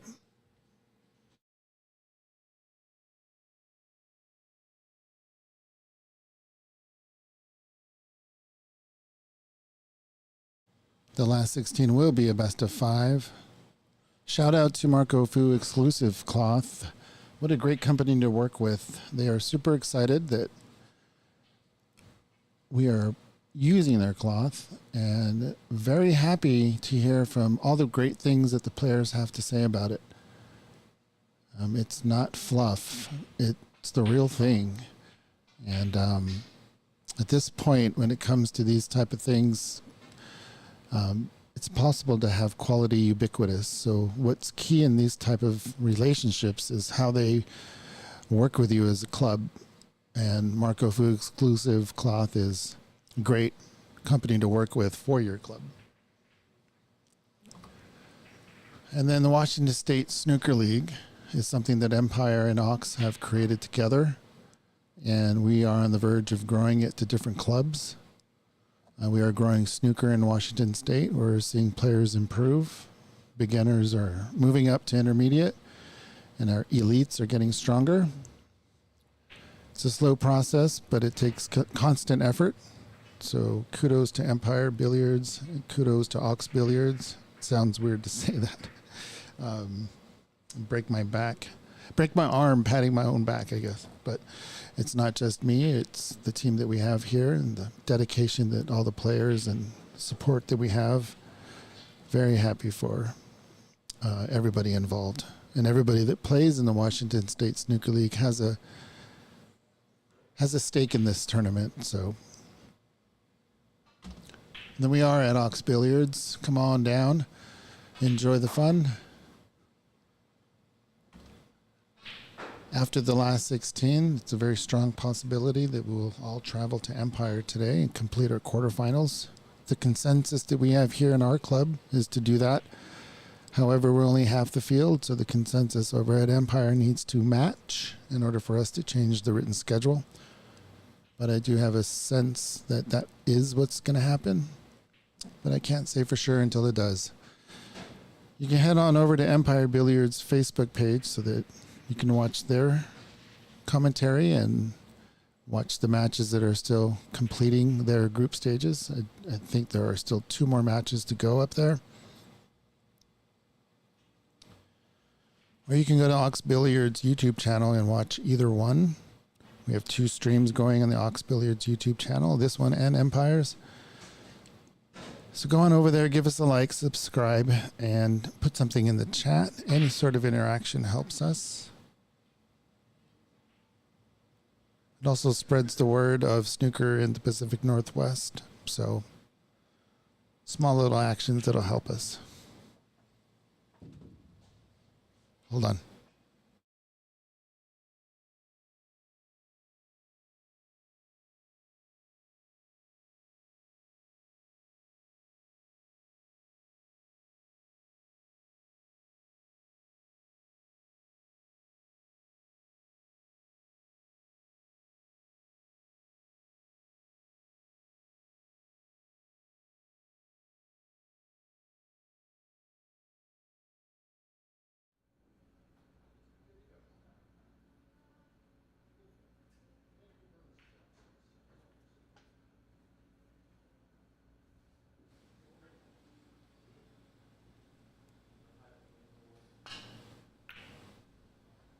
And we're off. Best of 5 here.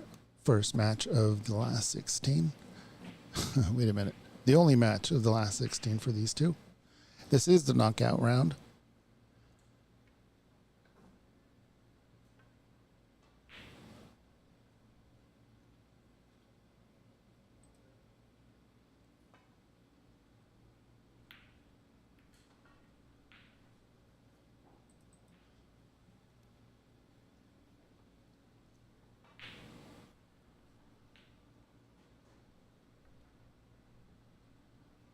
It's the first time Verun has been on this stream.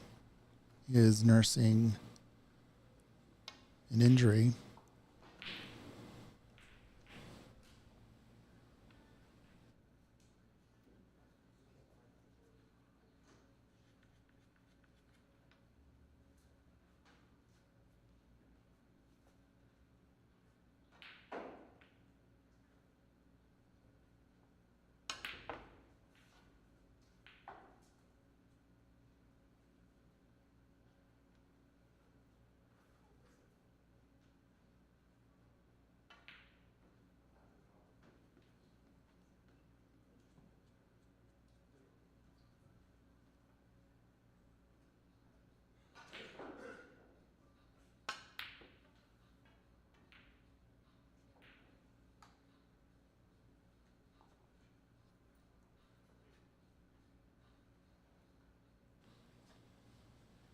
All right, back at it.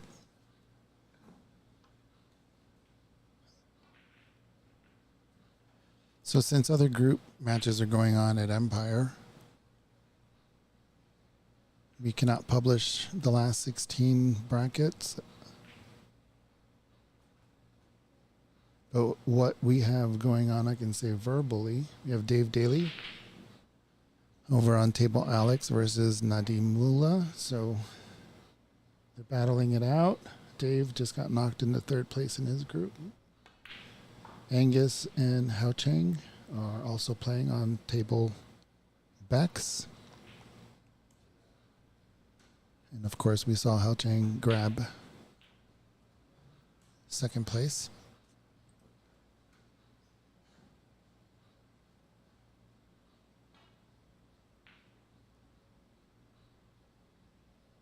And then, of course, we have Praneet versus Andy McCloskey.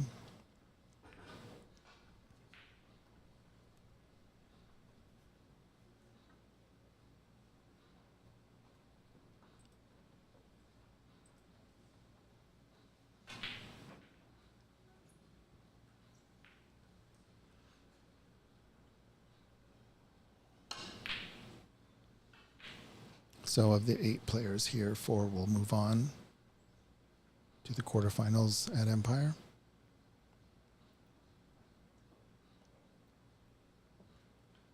Black ball's tied up, pink ball's tied up.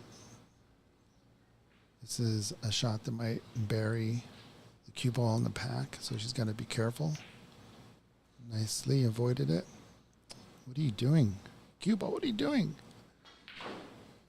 Oh. Lucky.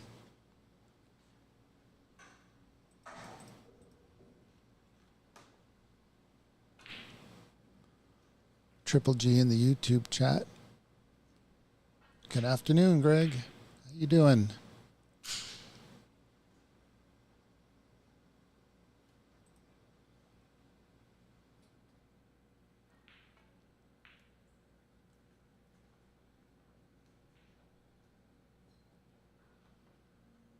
Nice safety by Verun, getting Francis on the cushion. Good play. That red ball has to hit another red. There you go. Good safety, although there is a opening in the left corner. Not sure what the value is of potting it. You got to avoid the reds. Coming back up. He did. Beautiful shot. So he's on the green or brown to get him back down the table. I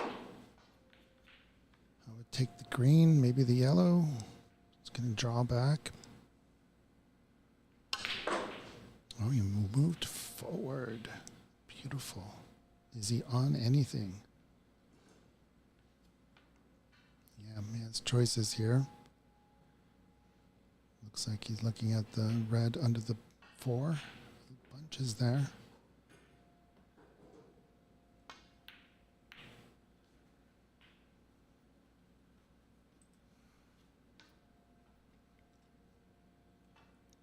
Lorenzo Amato in the YouTube chat is saying he gets excited at any shot made on these tables because they're huge and the pockets are unforgiving. I feel the same way.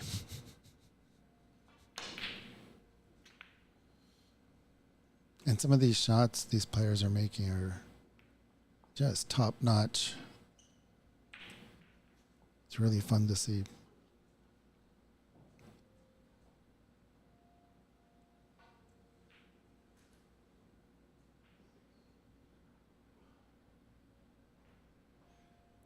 So she can just roll this for the blue in the right corner if the angle's right. Maybe she was trying to go into the pack, not too sure, but she's on the blue.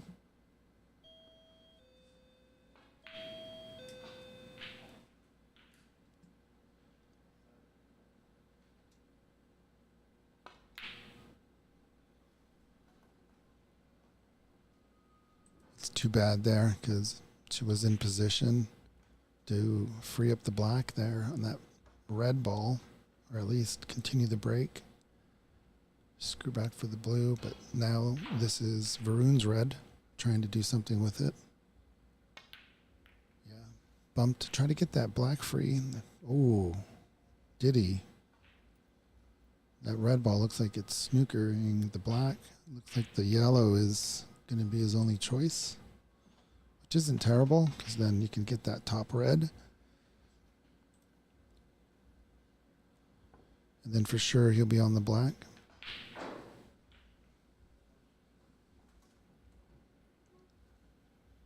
He opts to do a safety, aggressive safety.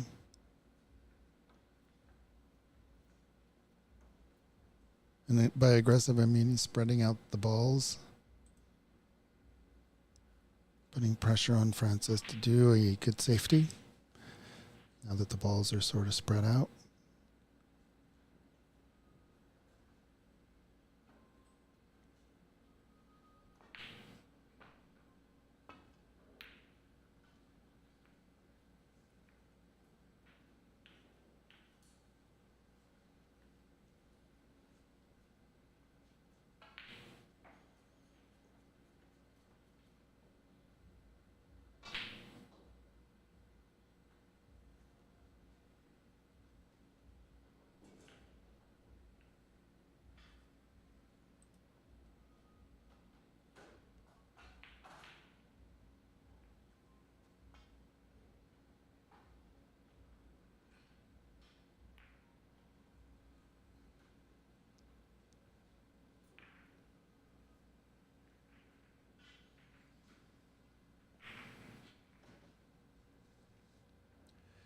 A Triple G in the YouTube chat is asking what the high break of the tournament is. It was 71 yesterday, but yeah, Andy McCloskey made 71 yesterday, but in this last frame, he made a 92.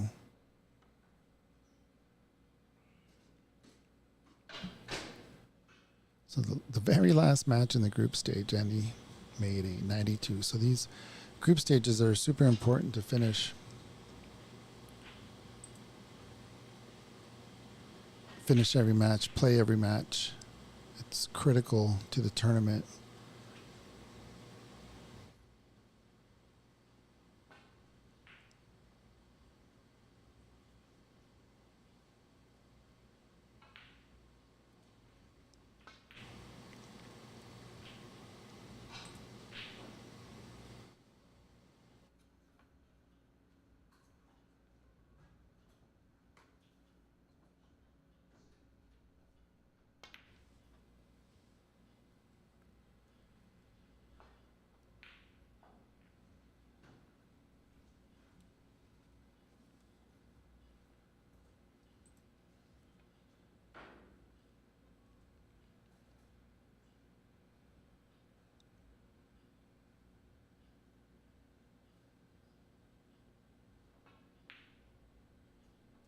You can see Verun is sort of in third gear. You know that just by watching him that he has another gear he can reach.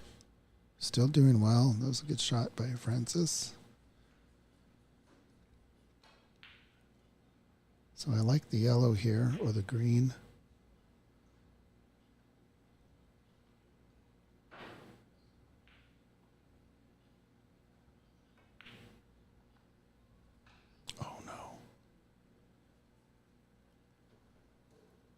nice cue ball if the yellow dropped.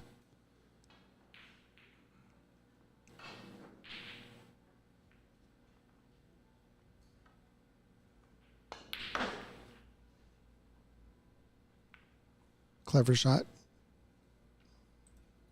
Cannoning one of the reds off the cushion.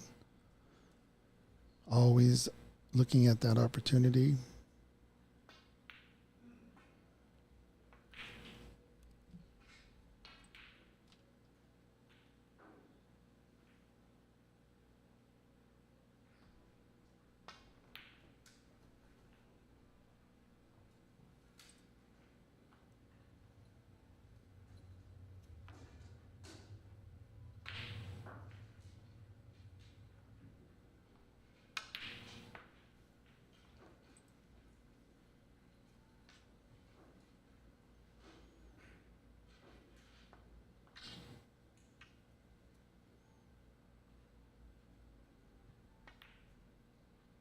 Slow down. Slow down. Wow, you might have to squirt around that. The yellow's also available.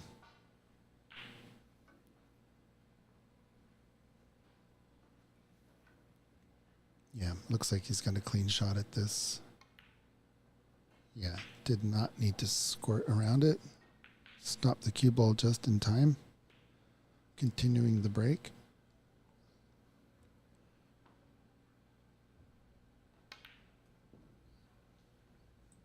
Oh. I'd already scored him the red. I was really expecting that to go in.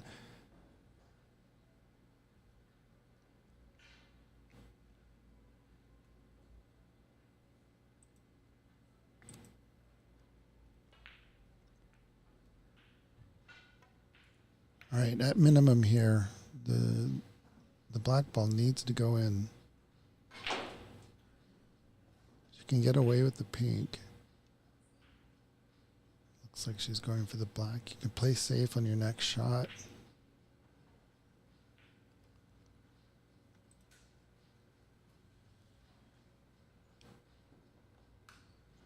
$43 possible on the table. So a red and a high value color for Verun will really tighten the screws there for Francis. Got to find a way to play safe. There is a good safe area behind the yellow and the blue. The brown looks in bad position for a snooker. The green looks in bad position.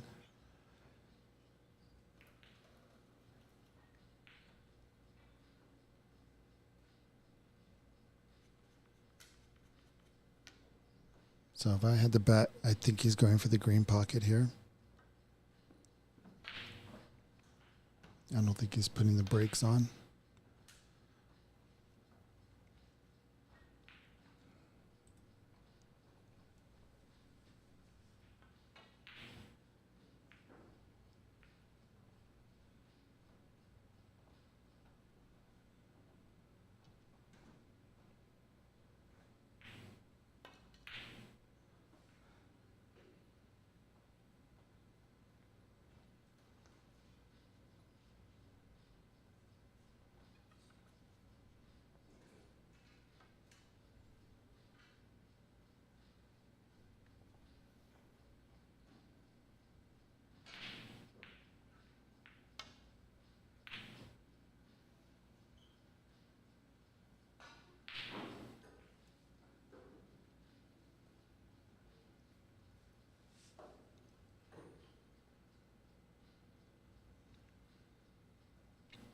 It's a tough safety here because you might pot the ball. And if you pot the ball, you're going to really need a high value color. Yeah, she was worried about potting, so didn't quite get the angle for the yellow. And the speed was a little fast for the blue.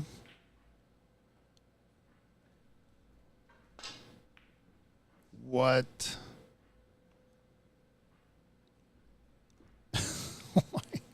What kind of shot was that? That was insane. What a slice. It's incredible that you overcut that. It's crazy.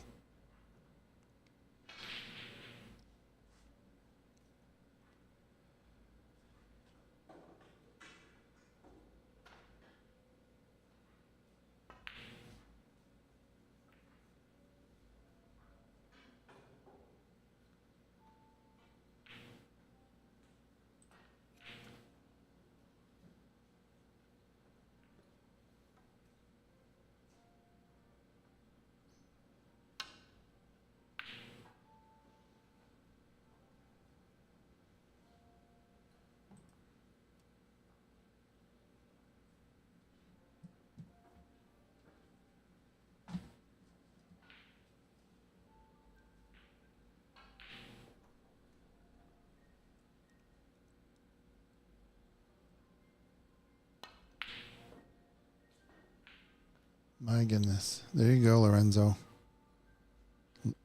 Mentioning in the chat how brutal these pockets are. They're very brutal.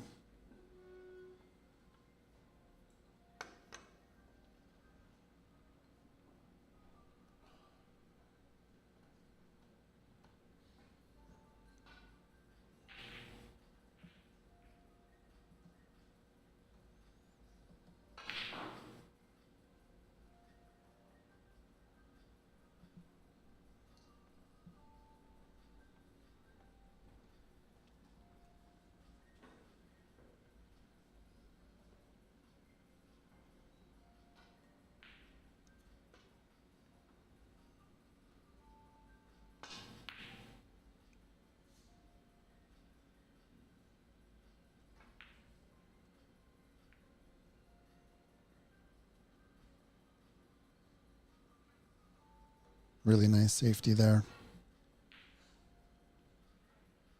Good angles.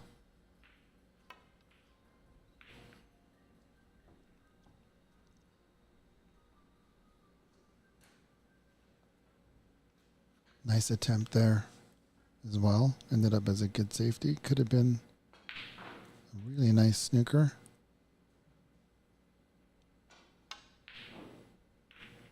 Yeah, those reds are going to stay there. A little fast to get behind the pink for that one that's open. But he managed to get one behind the brown.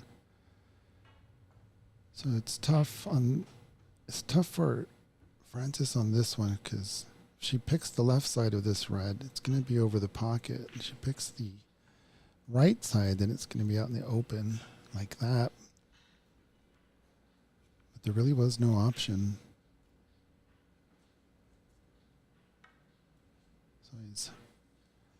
It's hard to tell at this angle, but if you can put that red ball behind the yellow, it's going for something completely different.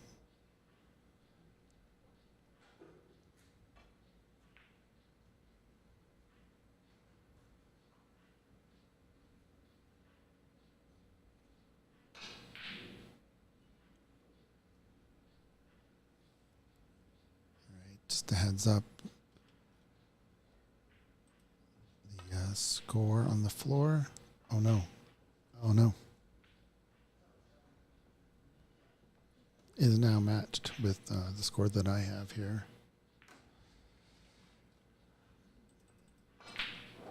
Yeah, that's unfortunate there for Frances. There was a frame last group, yesterday, where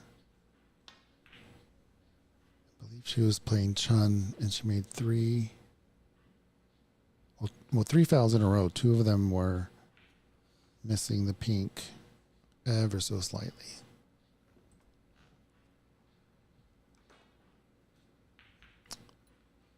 Very evil shot there. In the last 16, when snookers are not an issue, you have 3 putbacks. Oh, I'm sorry, 2 putbacks and 3 attempts. And what an escape. My goodness. She's going to have to pull that magic out again if he manages to hook her here behind. Yep. How do you like them apples? What a safety battle here for the past 5 minutes. We really love this, but what an escape there. Behind the black. 3 cushions, maybe 4. Hitting the red in full in the face is an amazing shot.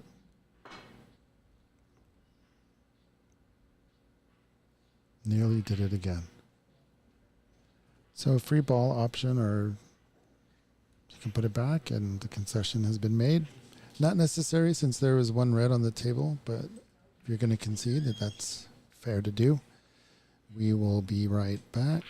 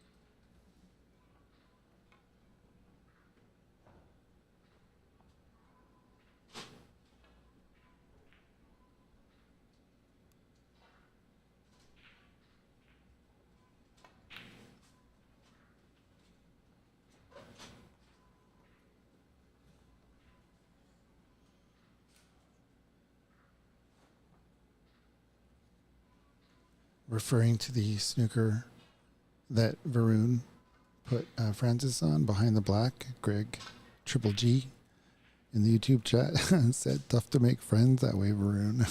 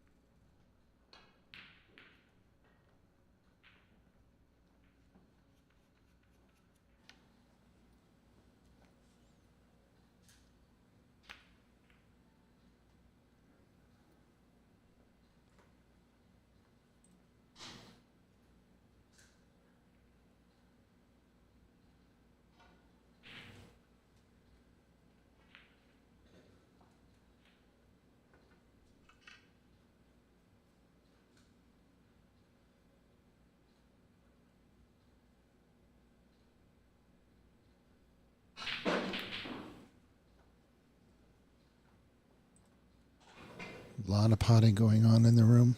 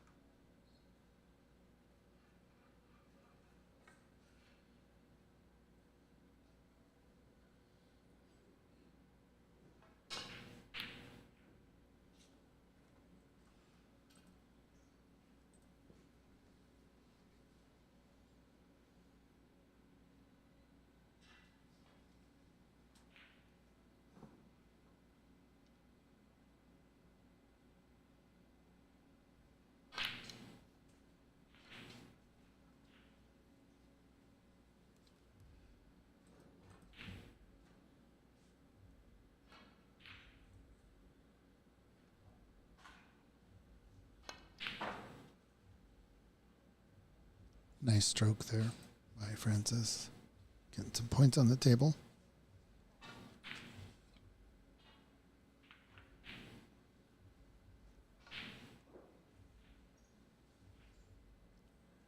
Managed to get the cue ball past the blue. Go for this red.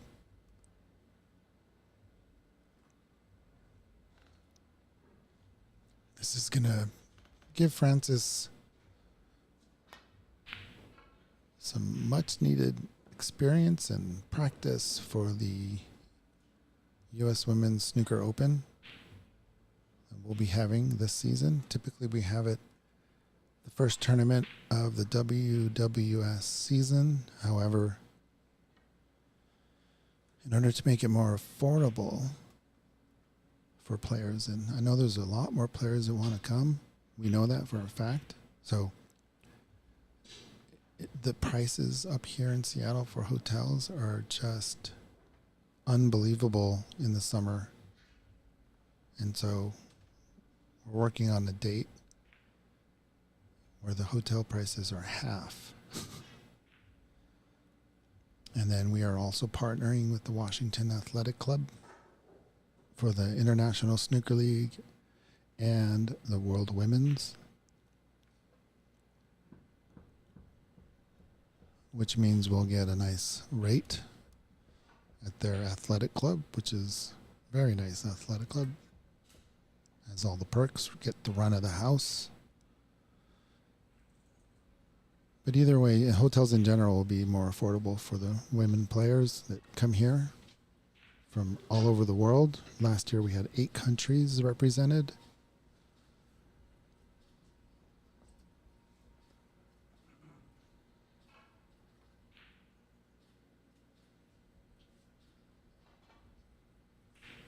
So for those wondering if we were still going to have the U.S. Women's Open, it is still on.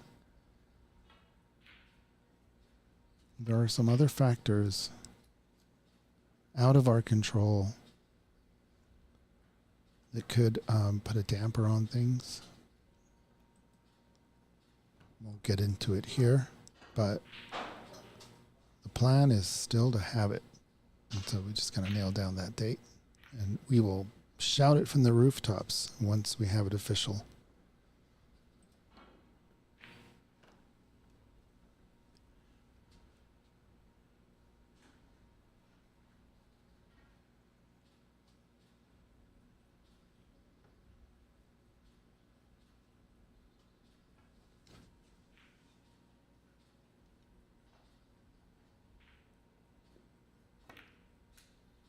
No.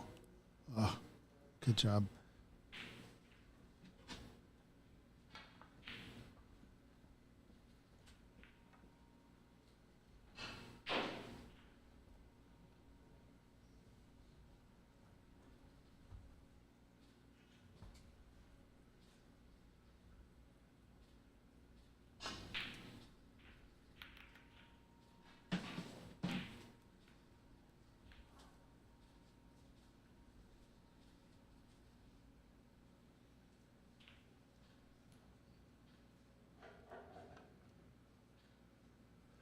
Triple G in the YouTube chat is asking what the entry fee was and how many entrants. There were 22 entrants,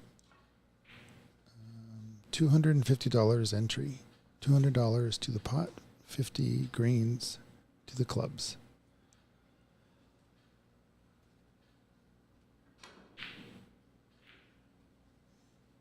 And then we have the Washington State Snooker League contributing $3,000 to the pot. It was an impressive shot by Francis.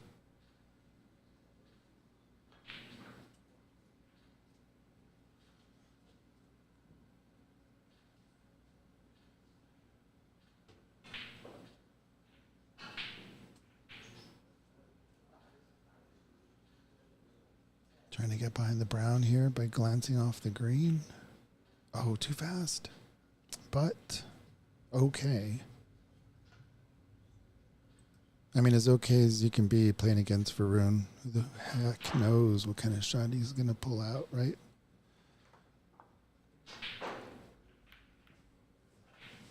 decides to play a traditional safety. It's not bad. Got a bit of an open snooker with that 4-ball in the way. How do you like that terminology, snooker players? The 4-ball.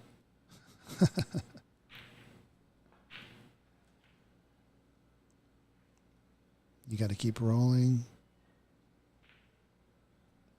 Just another rotation would have forced Verun to hit the right side of the table. You want to block off the left half when all the reds are over there. And that's what Verun's trying to do. Mission accomplished there. It's a long pot to the right corner that might get Frances in trouble if she misses. But honestly, it's going to be a tough safety. She's trying to find a gap.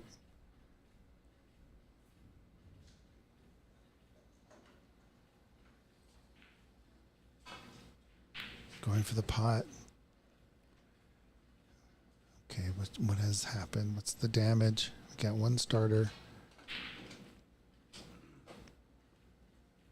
The pink and the blue in the left middle. You have the yellow in the right middle. Black is tied up.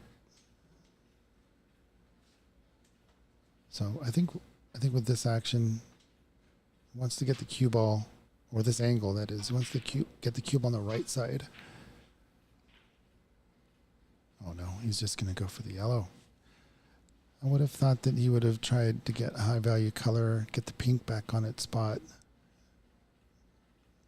But I think he wants to get that yellow out of the way so that the pink and the blue are available in both pockets. So that might be the thinking.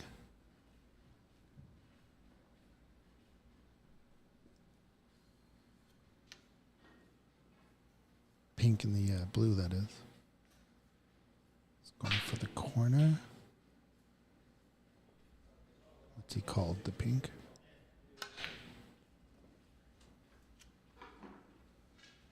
I'm not sure about that shot, but it's over and done with. Once again, that red by the corner is a tough option. Not sure you can get to a color.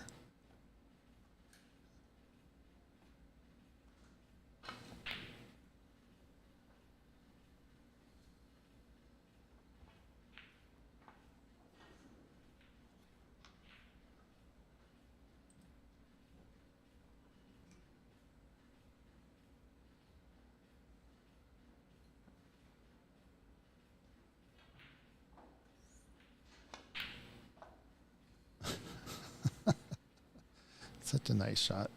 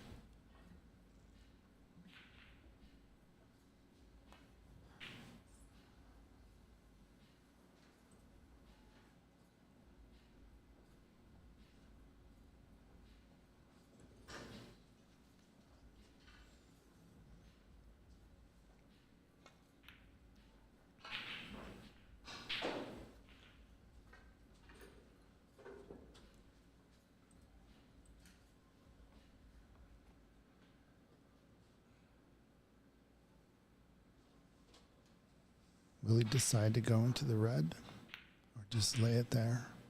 Oh. Yeah, maybe not committing to the shot. Because it kind of looked like he was trying to bump into something, and then just didn't make sense to hit that one. But maybe he was just trying to lay it in between the two reds.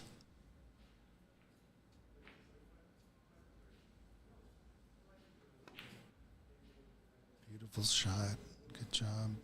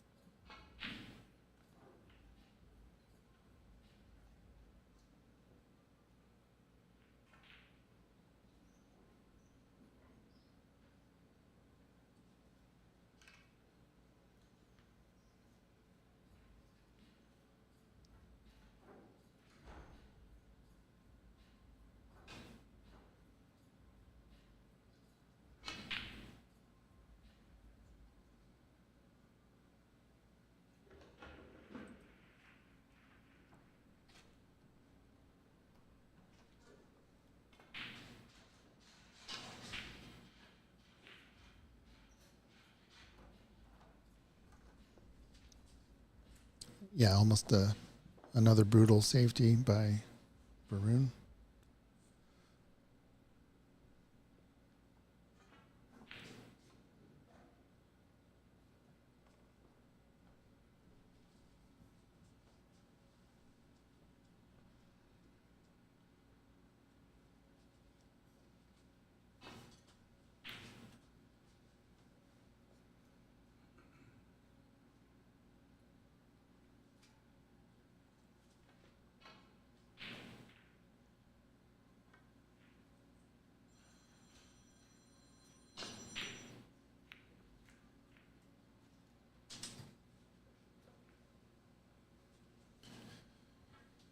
Wow, a lot of caroms there.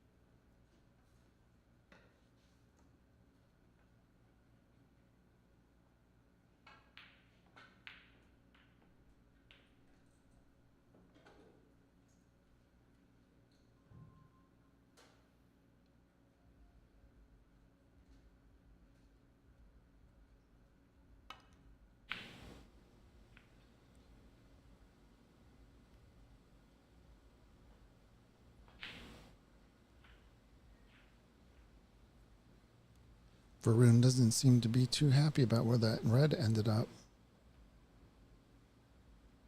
Let's see if he can still pot it or be mean. Red leaked out, so not too happy.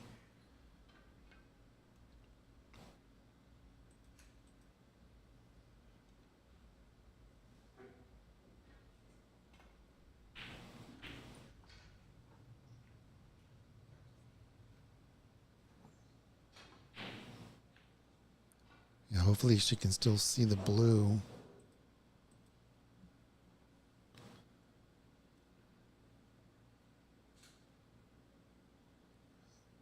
Get some top spin off one cushion and come back for the yellow. It's not a terrible position, but it is a difficult shot. It's going to be hard to control the cue ball. The danger is to leave the cue ball to the left of the green.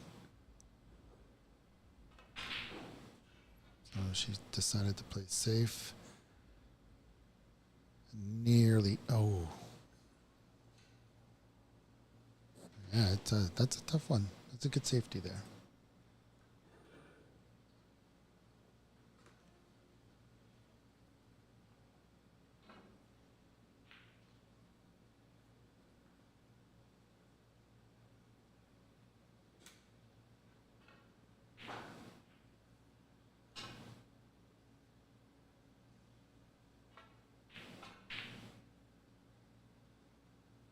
Nearly hit the black ball there.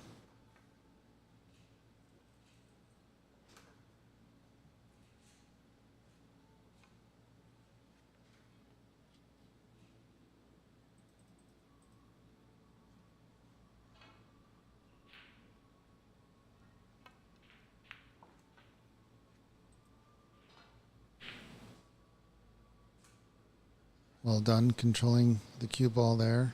Nice position for the green, then brown.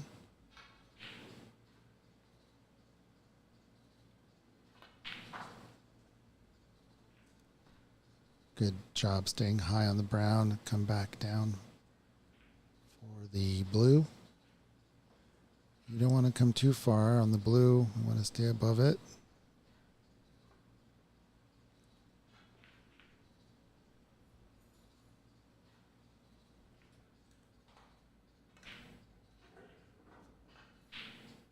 It's a little bit too far above.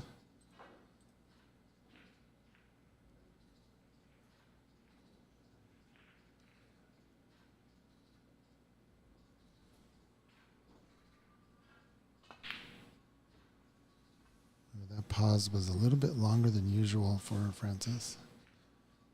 Concession made by Verun. We are tied on this last 16 best of 5, first to 3. Both players have a point. And we'll be right back. First, let's thank the Washington State Snooker League.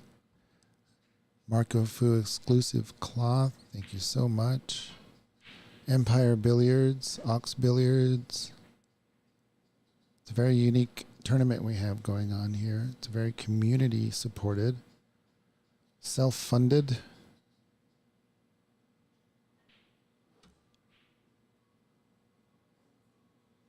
So really proud of what we've accomplished here as a team. And we're only getting stronger, and so more clubs will be added. We can see the path ahead of us, and it's looking good for snooker in the Pacific Northwest. And across America.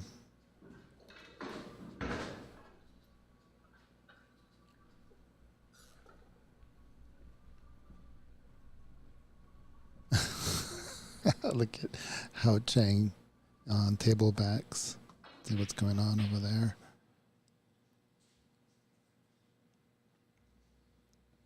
Oh no, they're starting. Okay, here we go.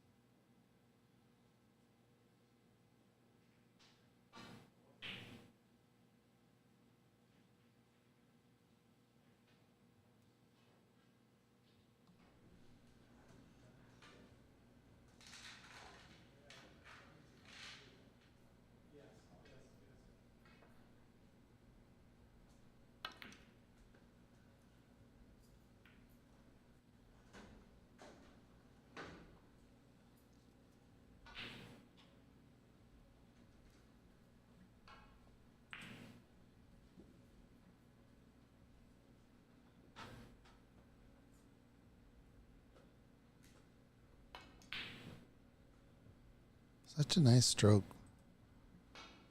on that brown. I had a feeling sometimes you can tell that the player's on. You kind of just expected Francis to make that shot. Nice straight cueing, smooth. You can tell that she didn't put too much power in it, but look at all the distance she got out of that cue ball. Just hitting the cue ball exactly where she wants. And even that shot, it was a miss, but I mean, set the cue ball up for a nice black ball.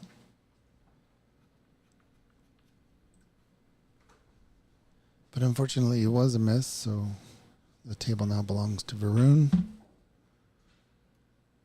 and his unorthodox or non-traditional method of shooting. It's kind of a old school Alex Higgins style, just kind of head bobbing, Q-tip, circling the cue ball like a buzzards until they finally take the shot. He's all over the place until he hits the ball where he wants it. It's kind of crazy to watch.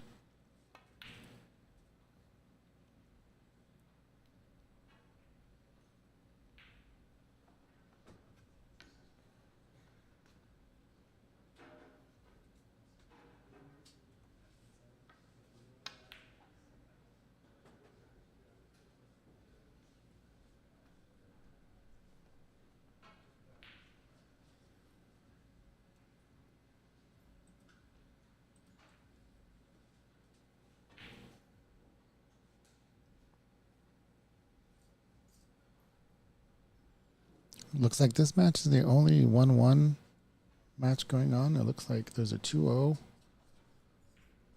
score for Angus and Chang. 2-0 score for Dave and Nadim. I'm unable to see the score on Andy versus Praneet. It looks like they're on their second frame though. I'm going to take a break and get an update on some of these scores for you, since the brackets are not live at this moment until Empire's finished with their group stage.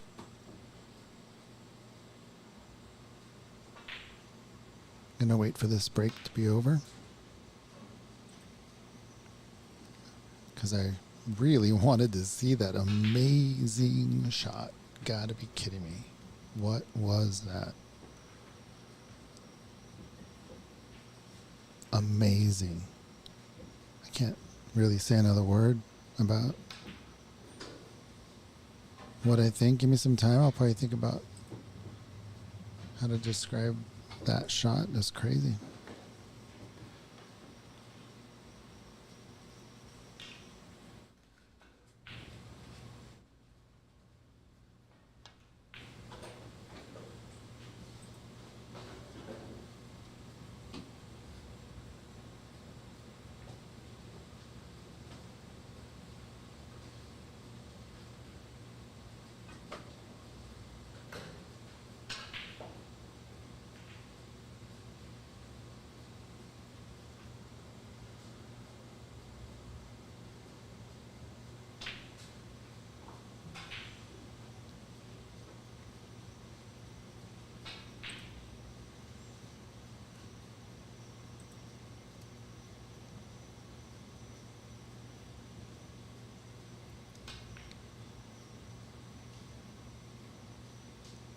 Same player.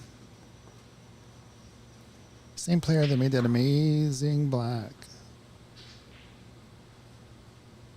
Leaves a red in the cup for Francis. It's a brutal table.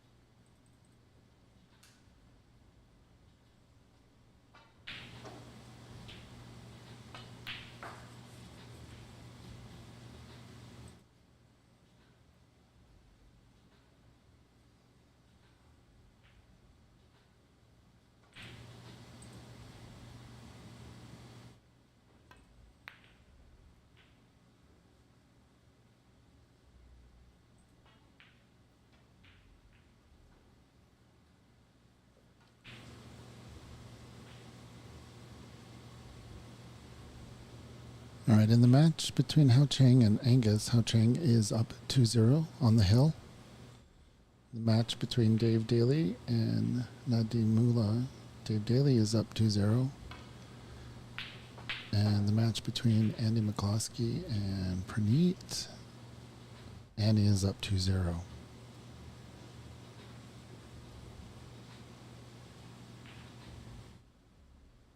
At this moment in the Dave Daly match, the score is 42-25 in Dave's favor.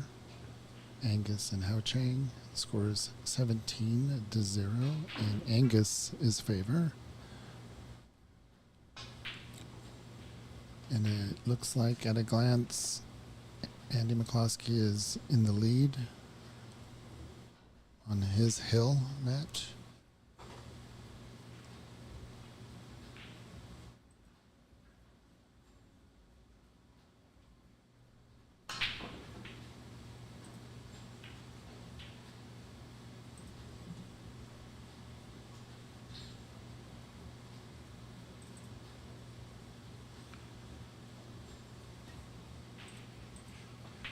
Okay. Let's see here. Trying to get behind the yellow. Oh no, get behind the black. Either way works if it works. So yeah, not a bad safety here. I don't think anything's on. Wouldn't put it past Verun to try to hit that in the yellow pocket, but instead trying to get the white ball behind the black ball.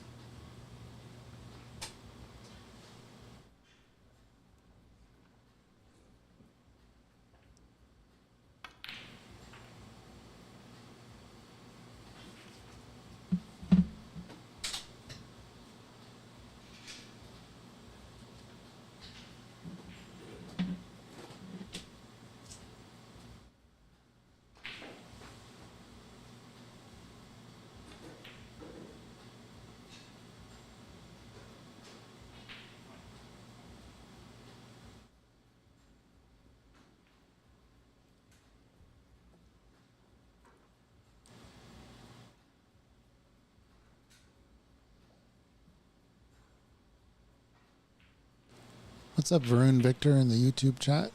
Thanks for joining us and watching and saying hello to everybody.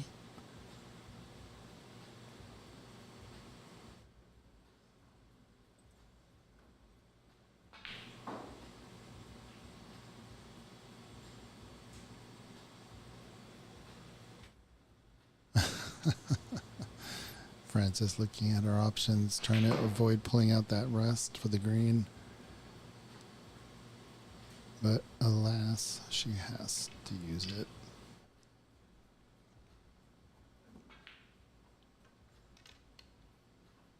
Yeah, plenty of options here to get on the red to the right middle. Can go around the brown. Might be able to screw back and bump the brown. Let's see what red she's going for. Went around. Gotta get by those two reds. Good job. Yeah, it has a natural angle here to get on the blue, yellow, and even the brown in the left middle from this red.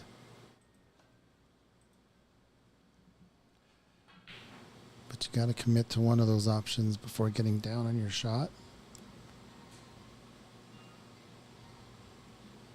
So taking a look at the brown, taking a look at the yellow.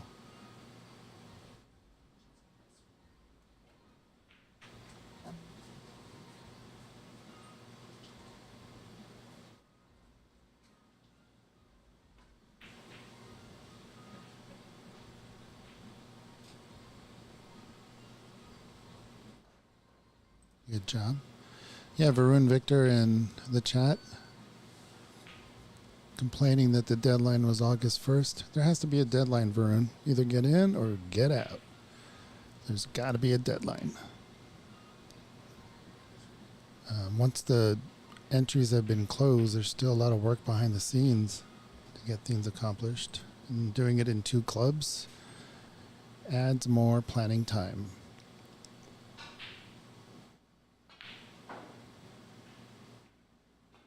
Thank you, Verun. Yeah, Embassy. Embassy is a great club down in San Gabriel, but Empire in Bellevue, well, you'll see. You can go to their Facebook page, check out the stream going on there. It's a fantastic, fantastic club for CC. Very happy for him.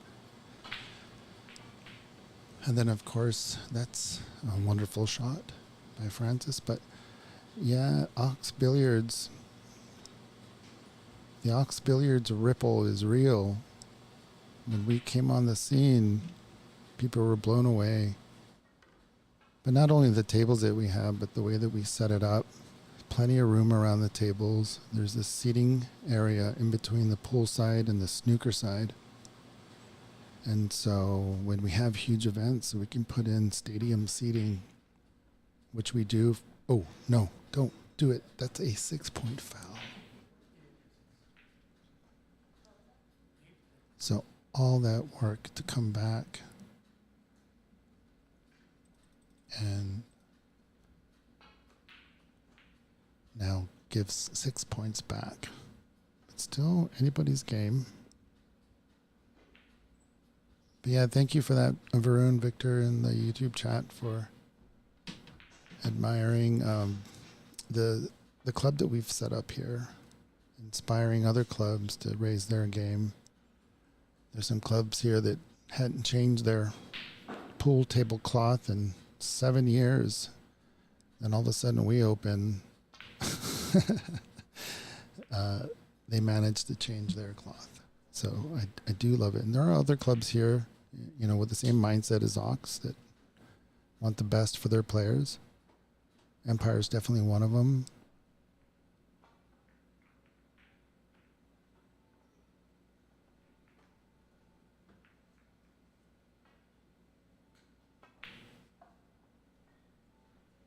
Wowzers. Another long shot. Get those 6 points back. I think she could just play safe after this. It's going to be tough to control the cue ball.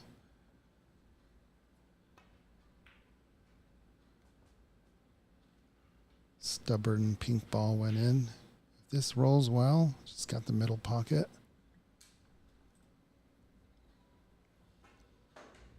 Got the green pocket as well. I think she might be feeling the green a little bit more given the past few shots she's made.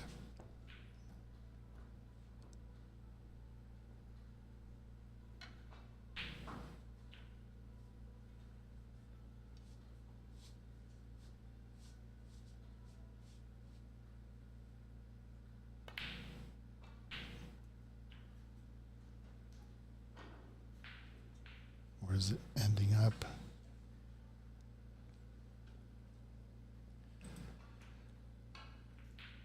So the cue ball is bookended by similar shots for the Reds in either yellow or bottom left corner.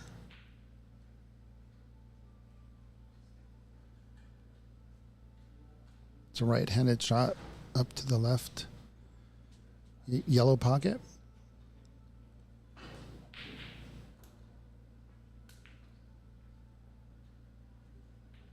Looks like Verun is taking a comfort break.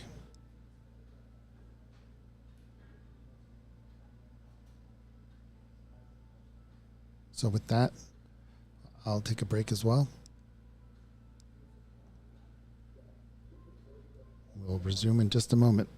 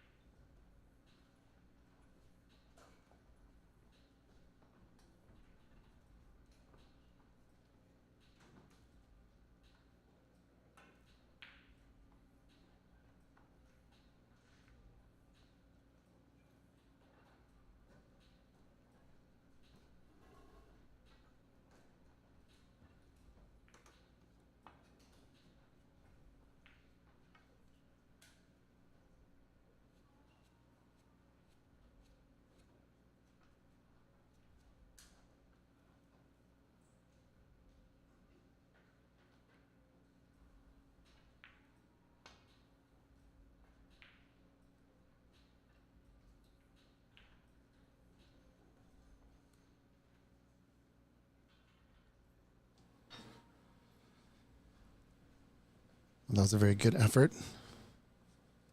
by Verun.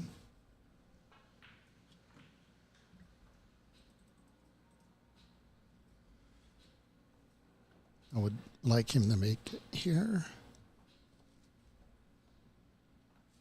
Oh, he went the other direction. Compensated the wrong way.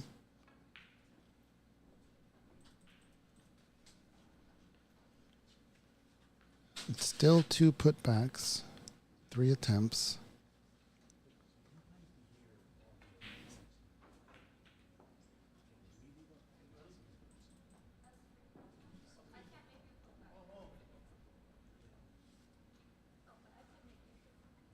And it is a free ball, or you can have Verun shoot from there, restart the sequence. It is an invalid snooker.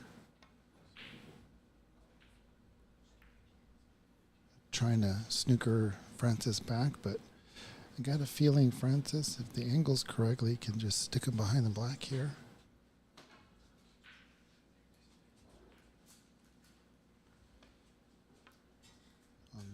The score on the floor is 41-31.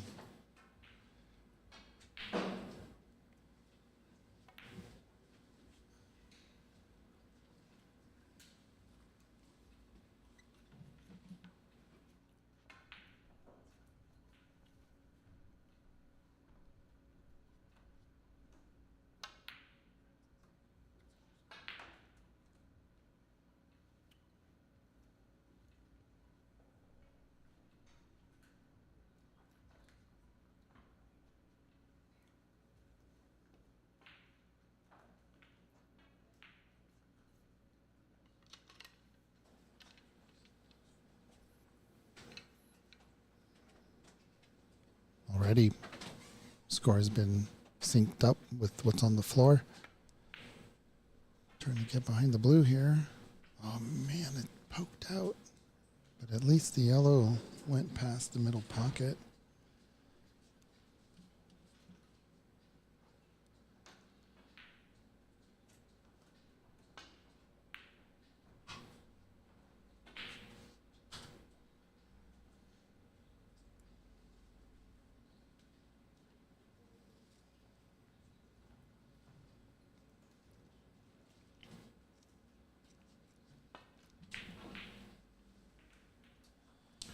Well, that's what we call a fluker if the yellow stops.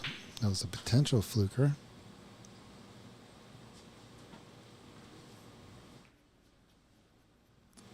All right, evil intentions here for Verun. That cushion is in the way, so he's going to have to jack up the cue to get some backspin.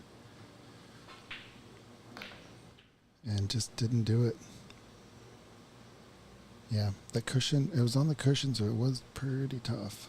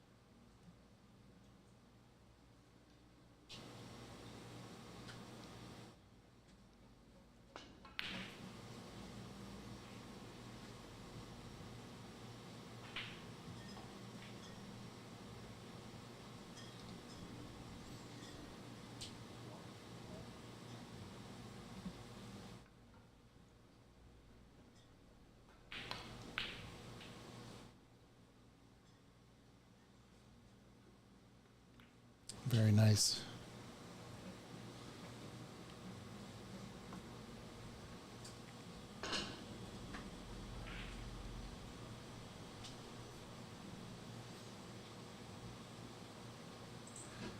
First attempt, I think he's getting a little frustrated.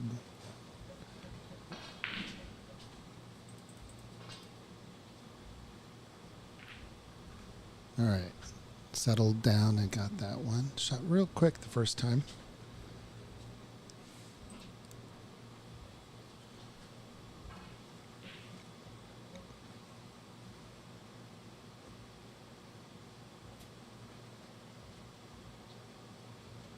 So you want to control the cue ball here.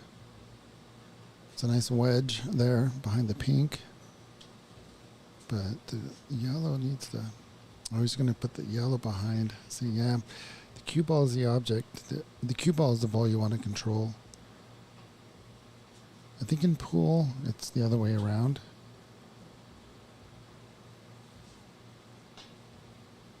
When you're playing safe, that is. This is going to work out. Oh. All right. So Francis has been doing these stop shot safeties and snookers. This is quite a distance, and the angle is pretty acute. She opts not to go for the stop shot, instead trying to get it behind the blue. I'm not sure she did, but she's definitely left the yellow in the cup.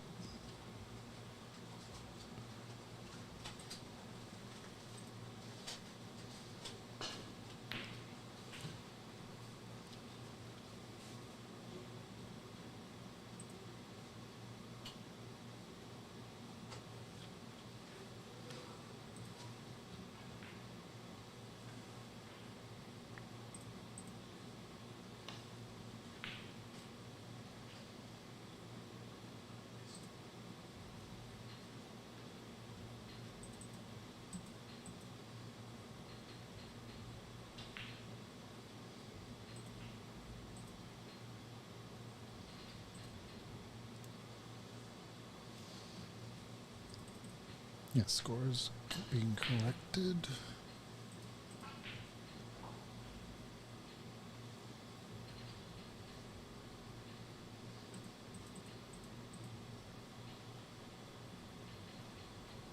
What a battle in this third frame. Trying to get the pink behind the black. It's all tied up in a matter of minutes.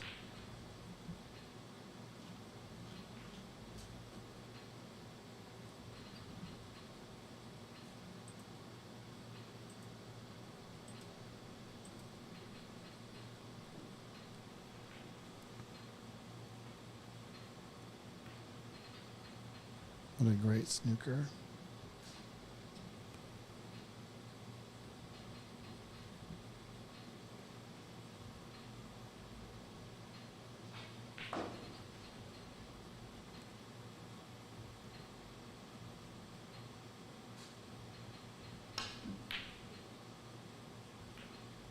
Got a 7-point foul there.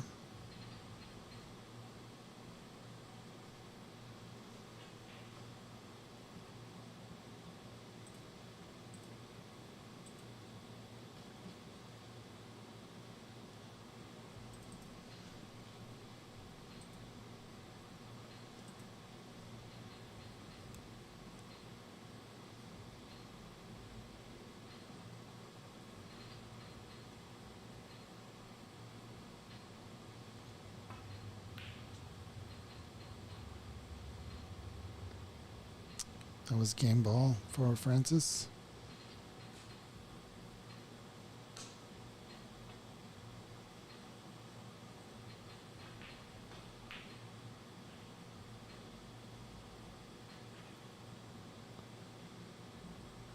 Francis had an opportunity there.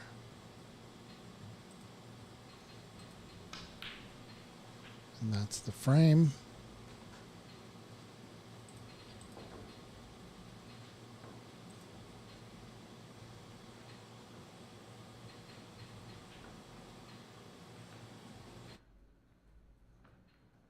We'll be right back.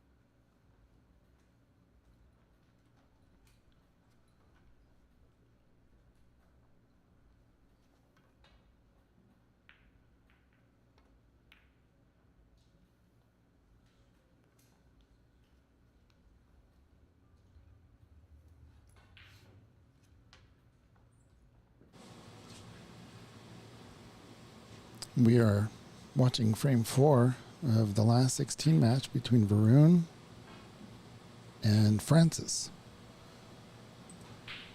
Could have swore we were looking at a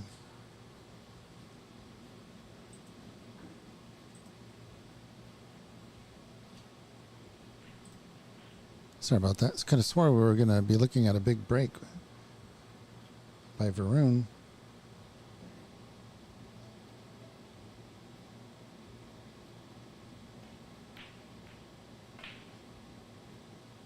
Francis coming in 4th place in her group,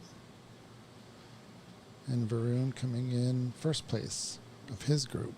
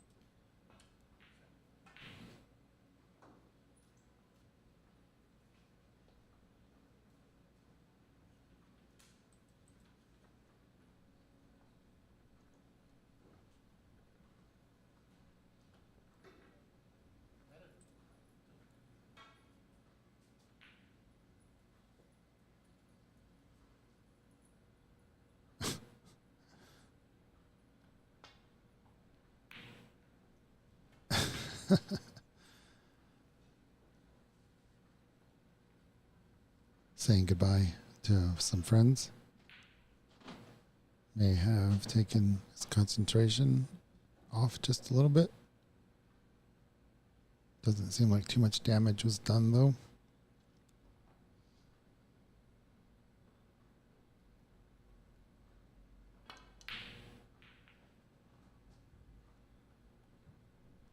Francis has a little thing to say about that. With a pot, cross table pot. It's one of the difficult shots in this game. There are plenty of difficult shots, but when you have the object ball in between, almost equidistance between the cue ball and the pocket, those are tough shots.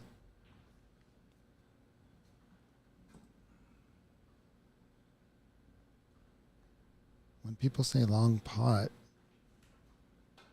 sometimes they just think it's a long pot where the object ball is closer to the pocket than to the cue ball. But I think the most difficult long shots when the space is equidistant. You have to be perfect.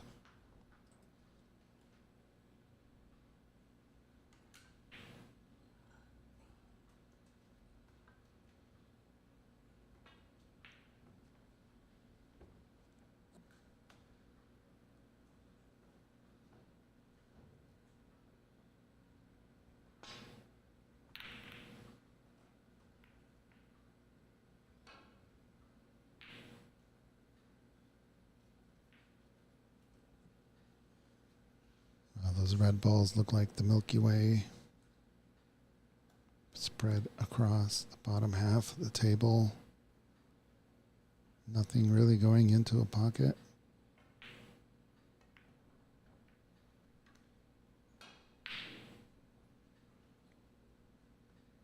Don't want to leave an open shot for Verun. I think there is one. Second red from the right. No, he's not looking at it, so doesn't see the value in potting that.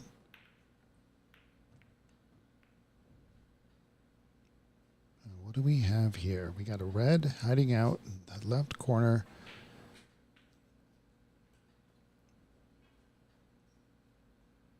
Can't think of how to get to it, so you got to avoid leaving it for your opponent.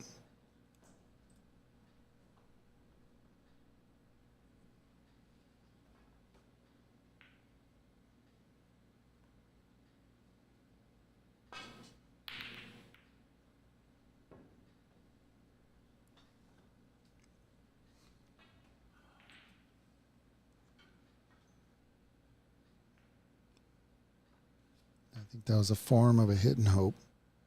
Trying to force the issue there. Couldn't get the cue ball back up. Wow, I almost found that gap to the pink. What an effort. Can that black go?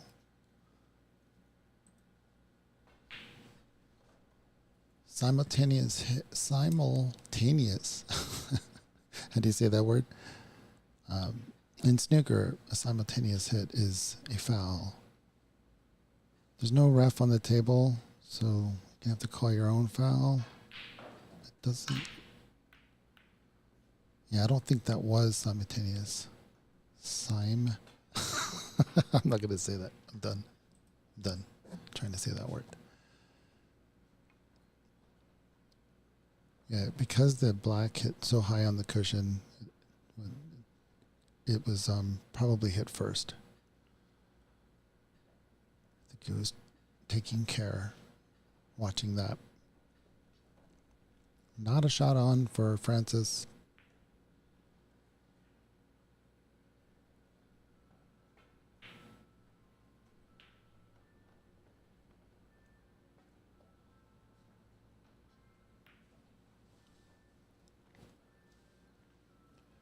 Don't know what the goal was for that, but there is the red to the left middle that she left.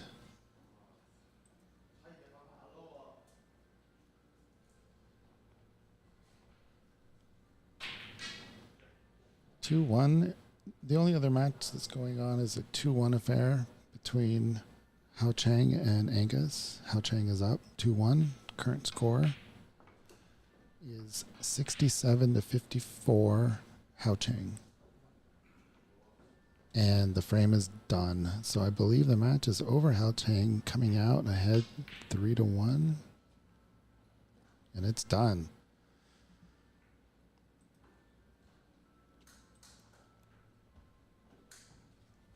Yeah,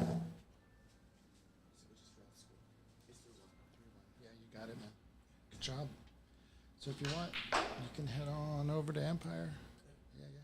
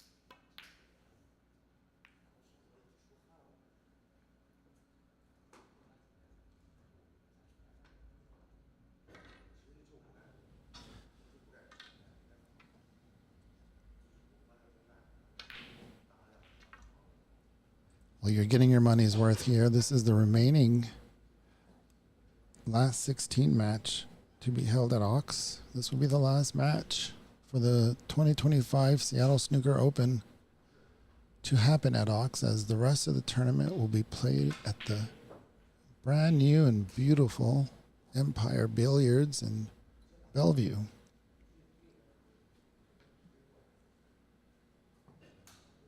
So we're about 95% sure that we will be having the quarterfinals from Empire at around 4 o'clock today.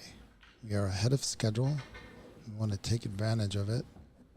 Players are pumped. They're so excited that this tournament is running well. And you get a tour of the Seattle area snooker scene, playing in 2 beautiful clubs, if I may say so myself.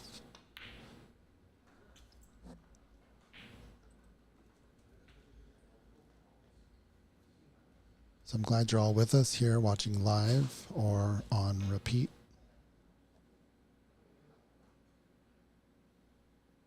Verun taking the lead here.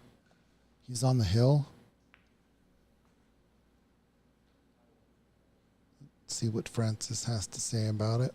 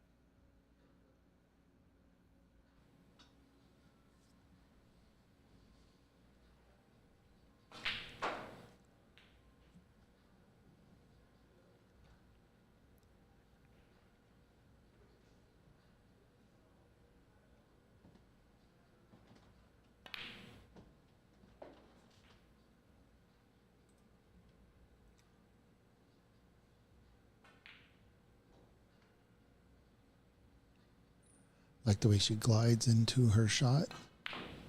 Oh my goodness. Leaning over the black caused her to have the cue ball pop up just a little bit and bounce into the pink. At least that's what my terrible eyes saw. What did you see?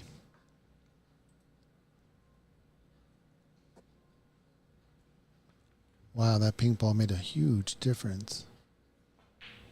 What a break, though. Coming back. Nice break there by Francis. Take nothing away from the beautiful shot that she did to get on the pink. That red ball was amazing. Going full force, knowing that Verun's on the hill. Got a David versus Goliath situation here. Number 4 seed versus number 1 seed.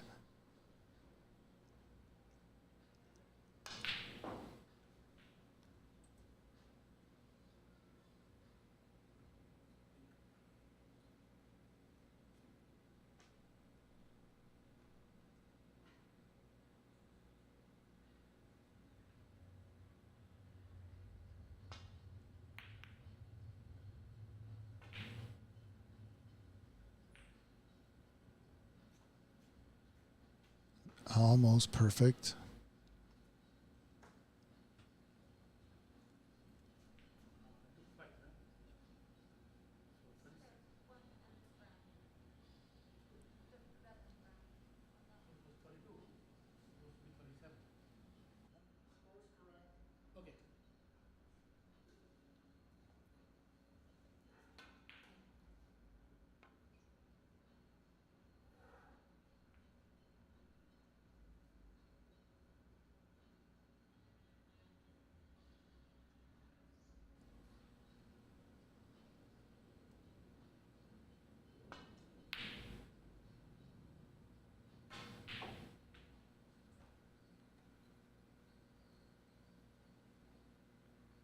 Can tell Verun's getting a little worried.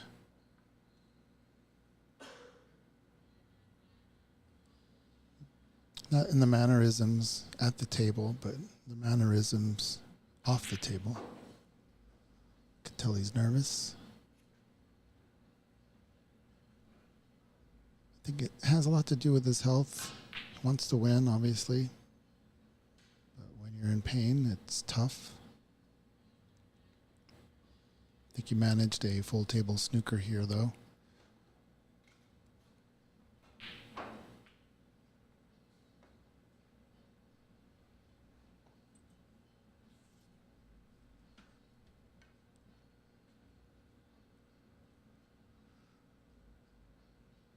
It's a dangerous swerve here.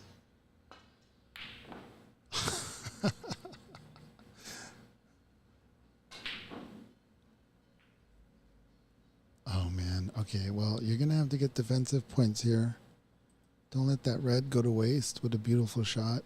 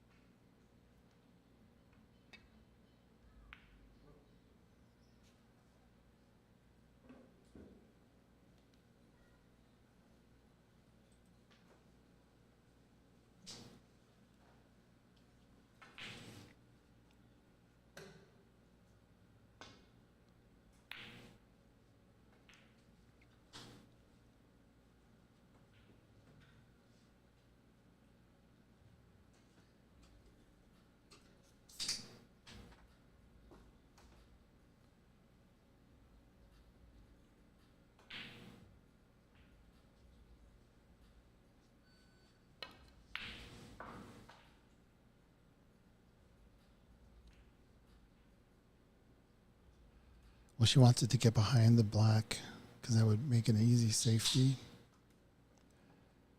Didn't get there, so we might need the rest to nudge it behind the black. She's going to go for the stretch. And got it.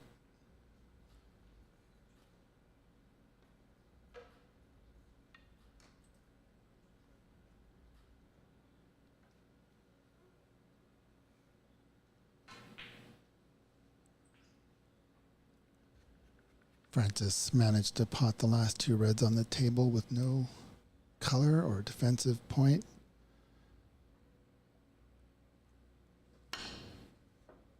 So she remains 7 points behind. Put it back. That brown was on the pink spot, so easy to replace.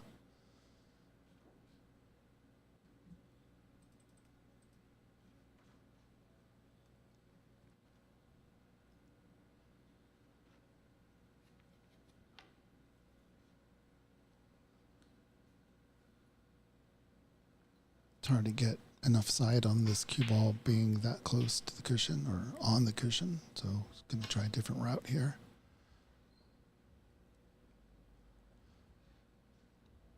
Good pace there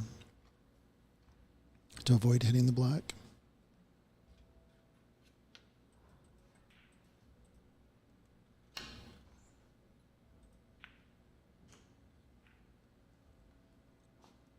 Hit it twice just to be sure.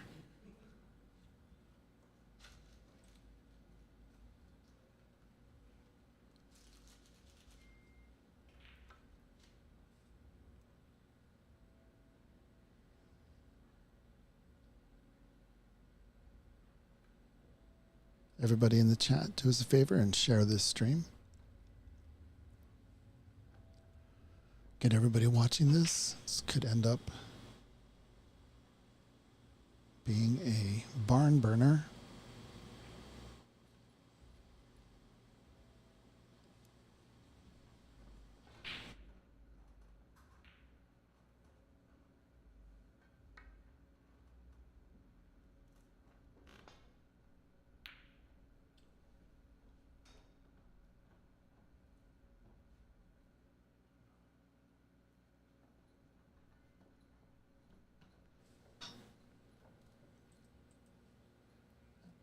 All right, looks like Verun returned the favor.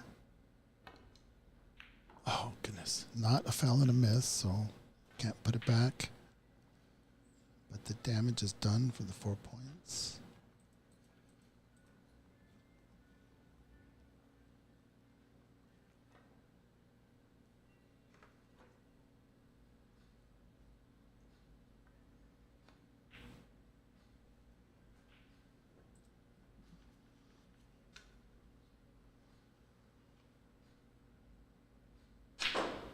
I think the big moment in this game was the missed pink by Francis.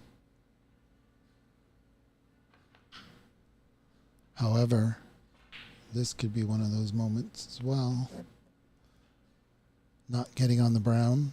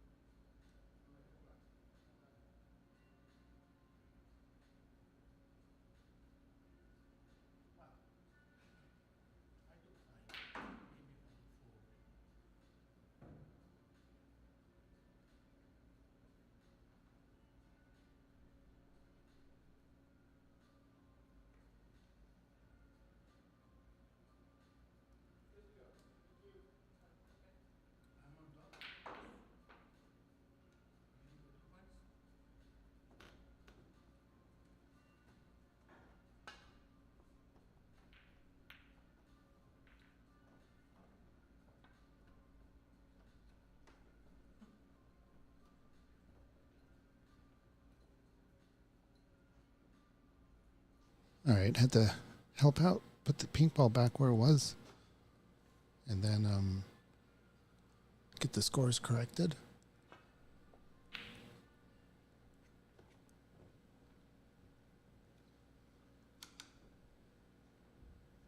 Tap on the table in appreciation of a nice safety.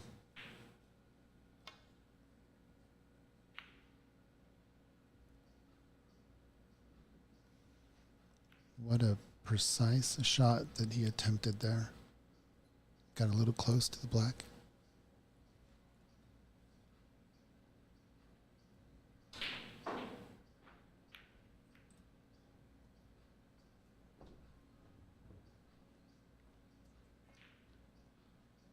This angle looks like it might have a full ball snooker.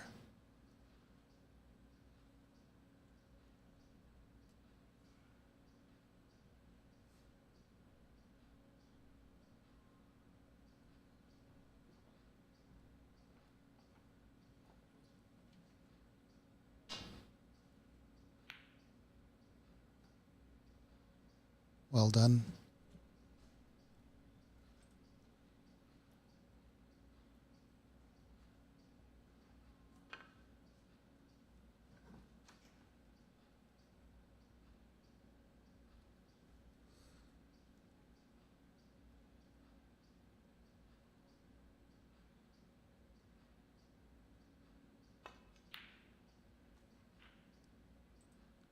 He had a feeling that one was going in.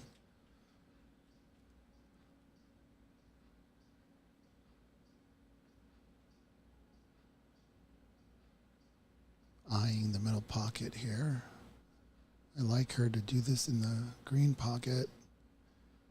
If I was to bet.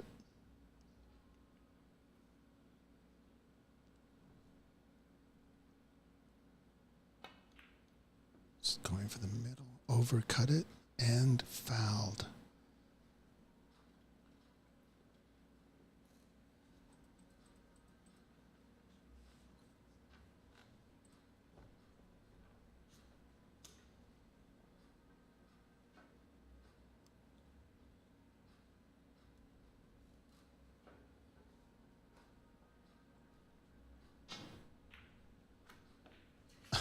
Taking turns fouling.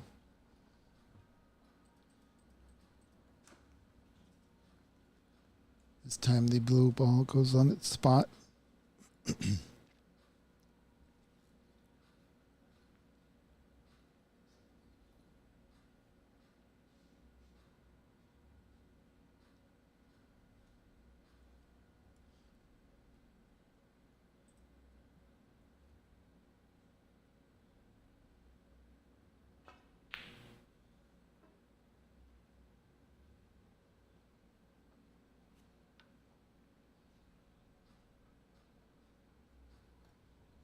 Containing shot.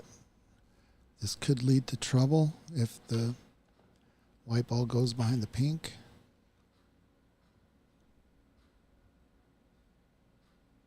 The blue is on the wrong side of the table for Francis to make it in the middle. But then again, with the cue ball where it is, she may have an edge.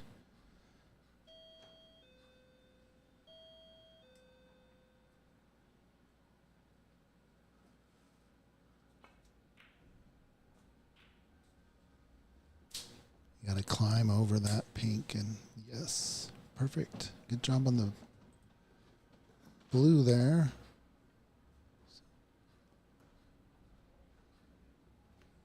Only needs this ball.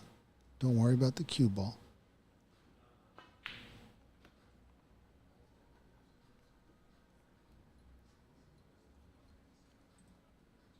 So Verun needs both. We've seen him do some amazing shots.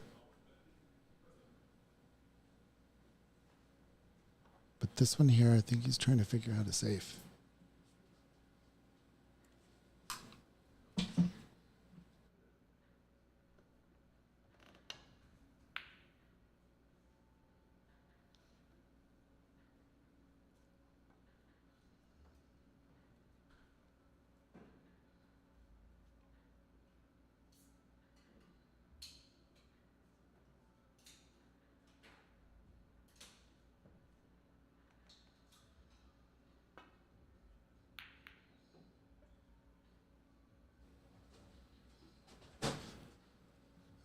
Looks like a mistake from Francis.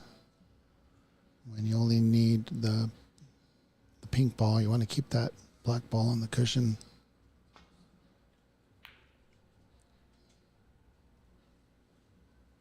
Let's see how this bounce is off the bolt cushion.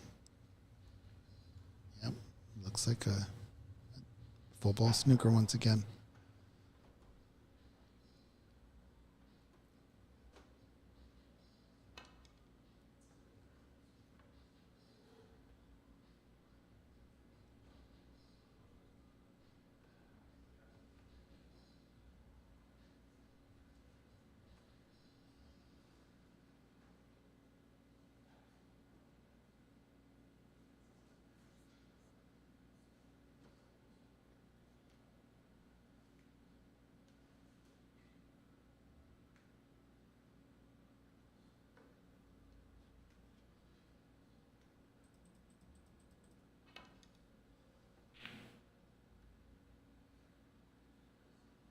Well, looky here, snooker back. Nope. Almost.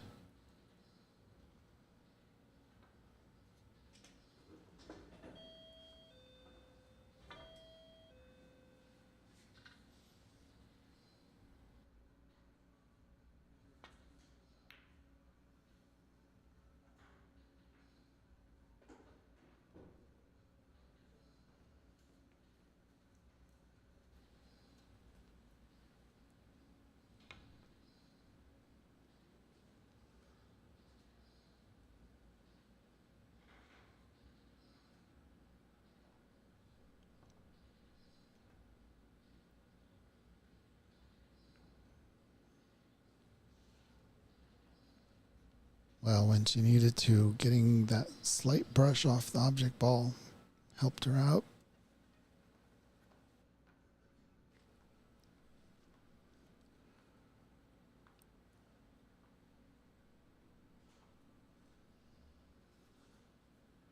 I think Verun is looking at how to hook her behind the black ball.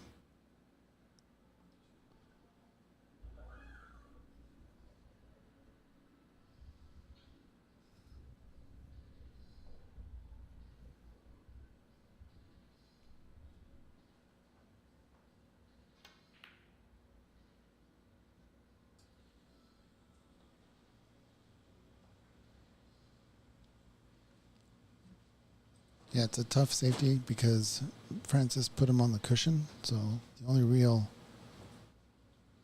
spin you can do is top spin.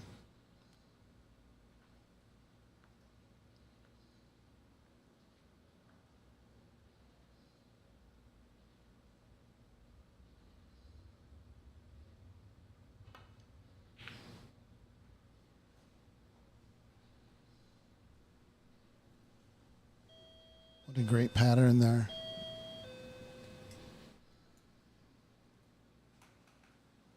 Fantastic snooker there. I like him to get out of this though, but it's not getting out of it. It's also getting out of it safely. And so Francis is tightening the screws a little bit.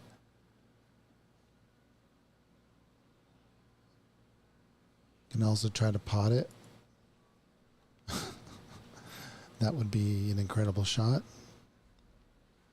Kick it into the right middle.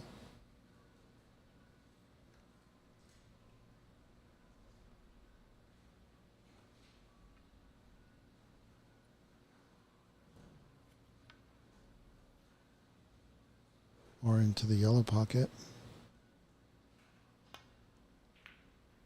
Or just hit it. So how's the bounce here for Francis? It's definitely a makeable shot.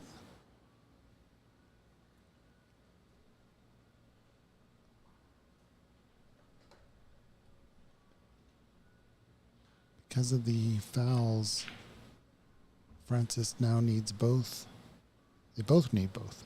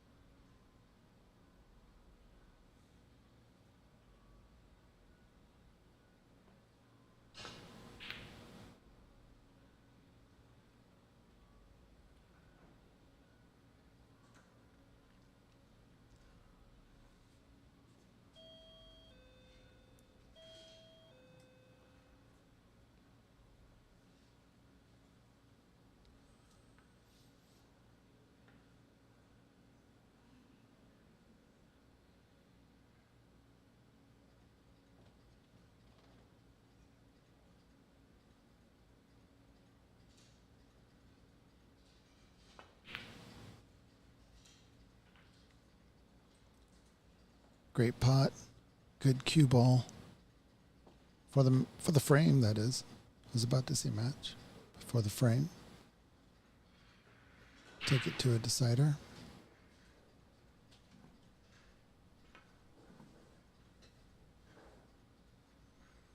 Take a deep breath. And watch out for that middle pocket that you're bridging over.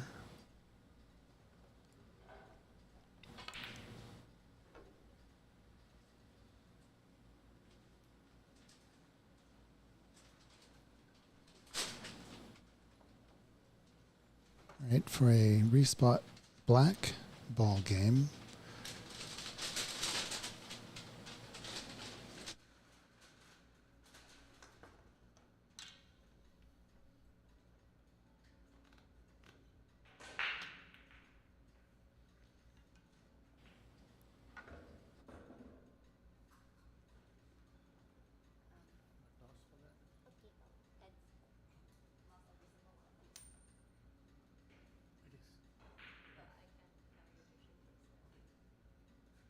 From here?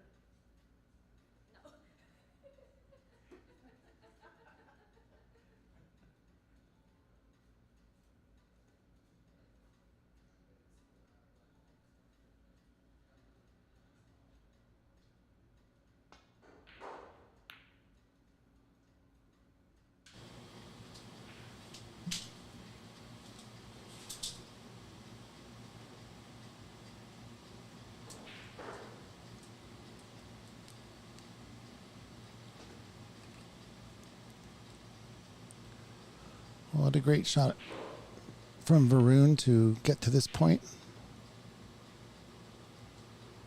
Well, this has legs. Gotta use them. All right, so yeah, this looks makeable for Verun, and if he makes it, it is match. It's a best of 5. Frances doing all she can to hold on.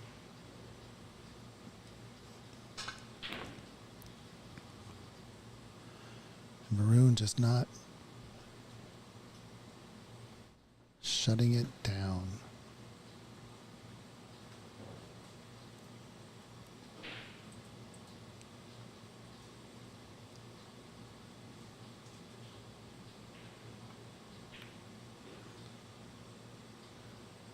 Putting the black on the cushion. It's a great shot.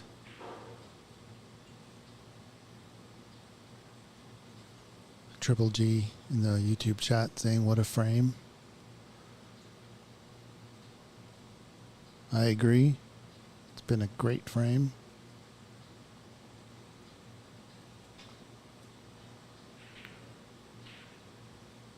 This might not end well.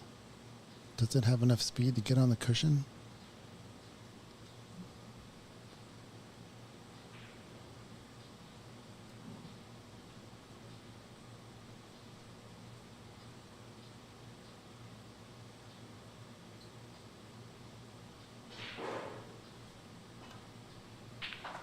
We have a decider, folks.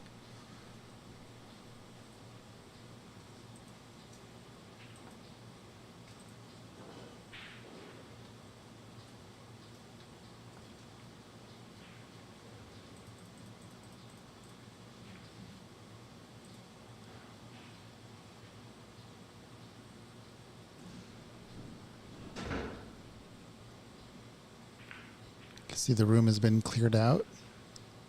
Everyone's heading over to Empire for the quarterfinals.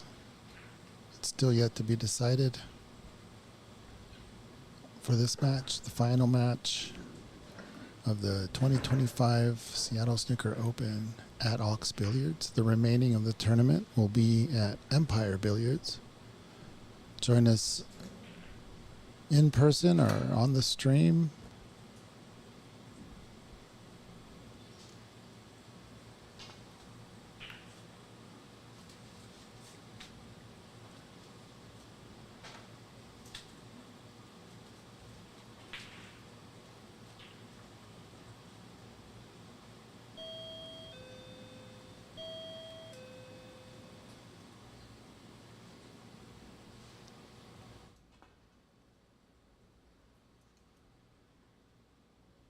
That's been bugging her this tournament.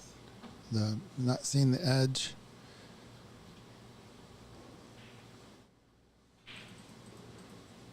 But she's also made those shots.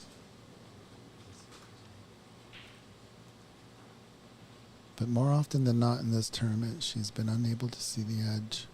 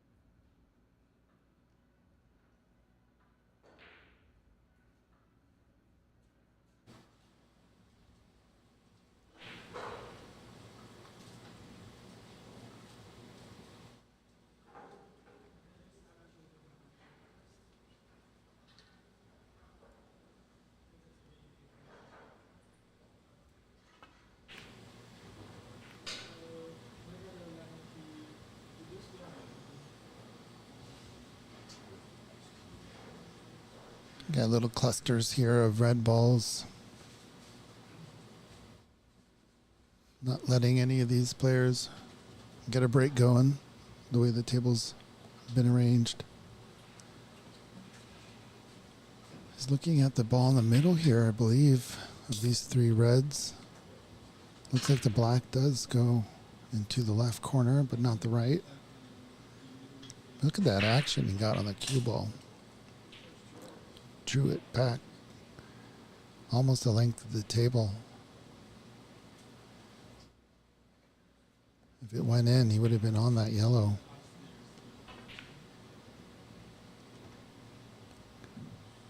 And Francis nearly put him behind the yellow.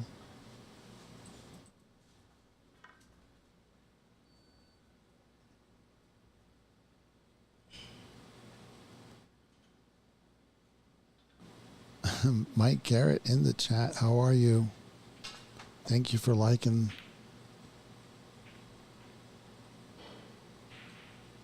Liking and subscribing. We do appreciate it. These tournaments aren't cheap, but worth it.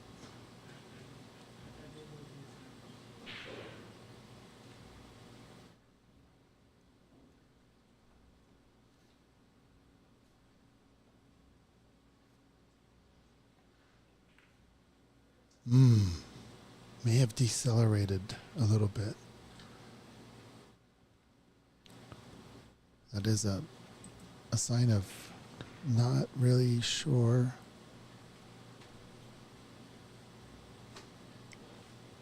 If you get down on your shot and you know exactly where you want to go with the cue ball, then your cue speed is deliberate.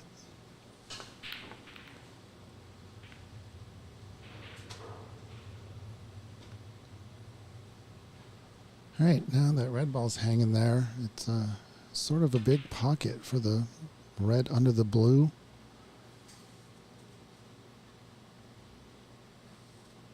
There's also, looks like there's a plant into the middle pocket. But yeah, uses that red, maybe purposefully, because those brought it out in a nice way. Stop shot on this brown ball. Back to that red she cannoned. And then she's in business with the blue.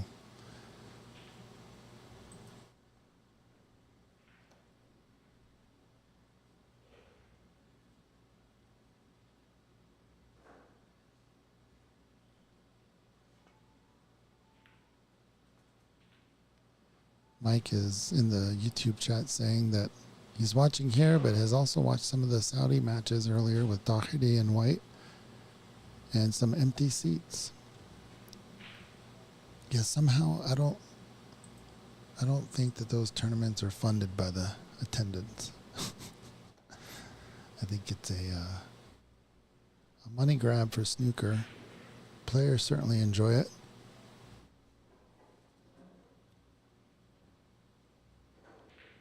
And it's only going to increase, in my opinion. Going for that plant. Double kissing that ball safe. Nice, useful break there for Francis. Taking a look at the score.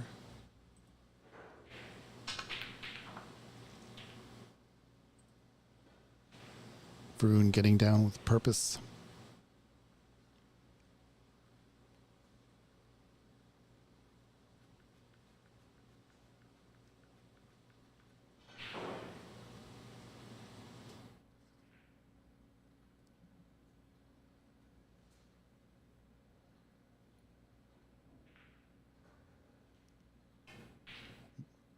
It's really hard to tell if that red goes to the left corner, the one next to the black. But he's definitely trying to look at something, anything that will give him a red. He likes this pink ball, so he might have to make something happen.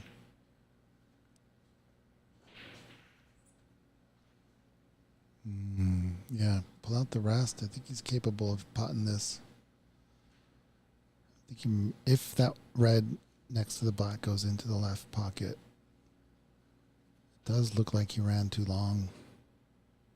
So he's going to force to make this shot here, which is totally makeable for him.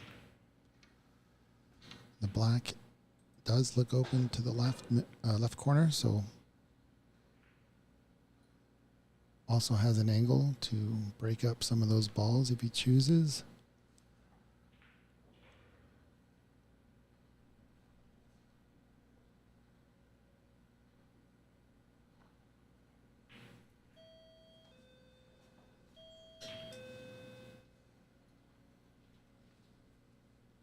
Going for the pink instead.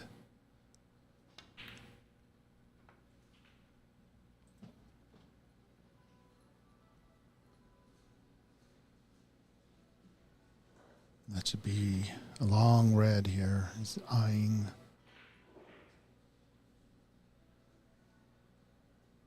Might have the cue ball bounce back up.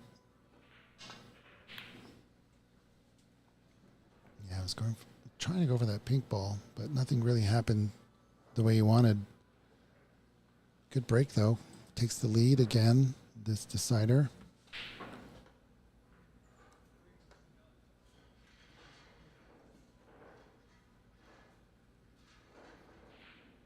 It's not easy playing Verun because you can just snap off a break and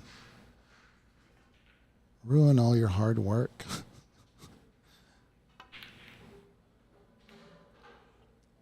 Oh no. That is a tough break for Francis. However, it took away the red to the left middle.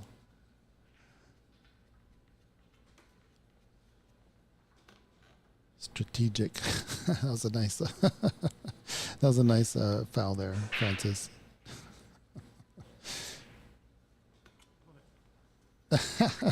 You shoot it, he says.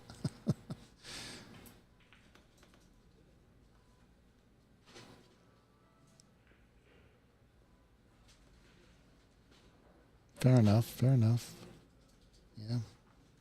Well, there's always that ball in the green pocket that she's looking at, but bridging over the black and a couple reds is going to be difficult.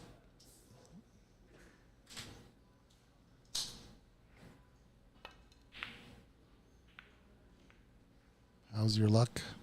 Covered it?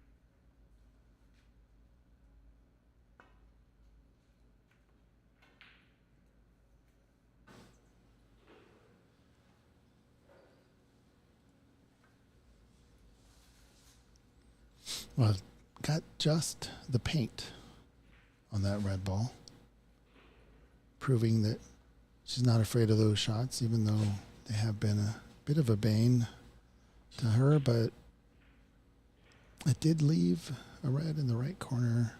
There's a pink that's available in both pockets.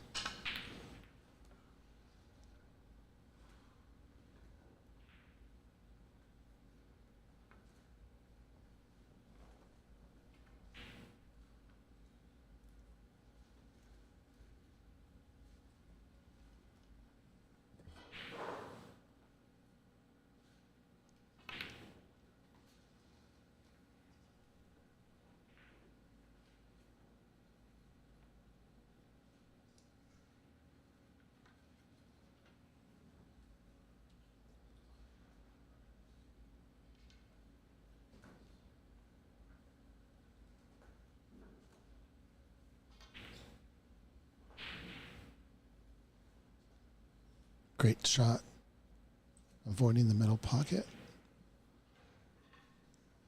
Getting perfectly on the blue. Table at his mercy.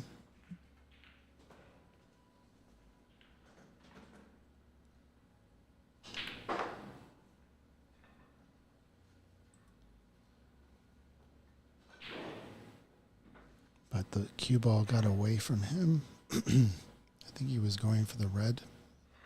Right to the right of the pink. He still has it, but it's not the best angle. He's gonna have to go for the blue now.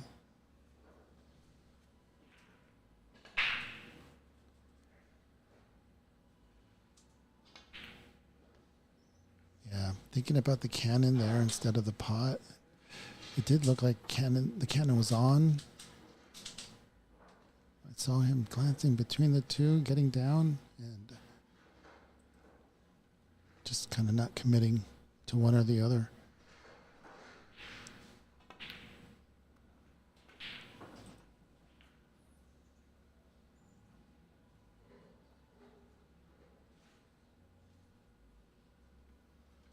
There's a loose red she wants to get on. She got on the correct side of the red.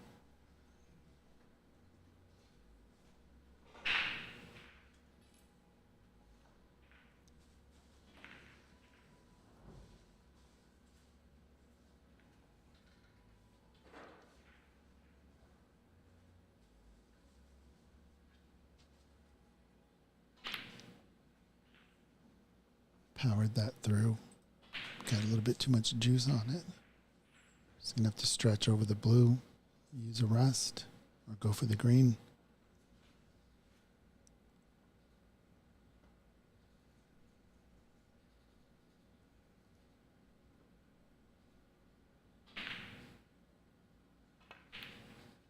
Beautiful shot. Way to steady yourself.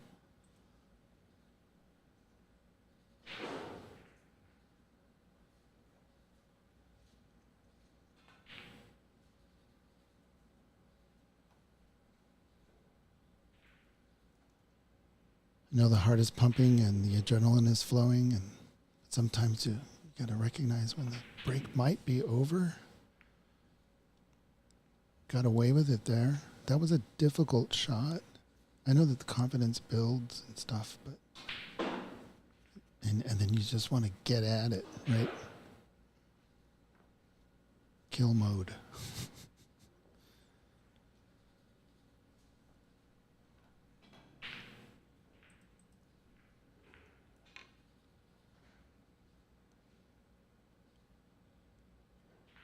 Left the long red here.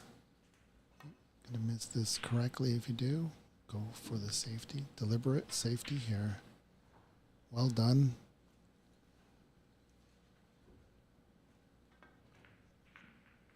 These long pots are Verun's forte. We'll see if he tries to play safe. Because I don't think that black goes. Oh, man.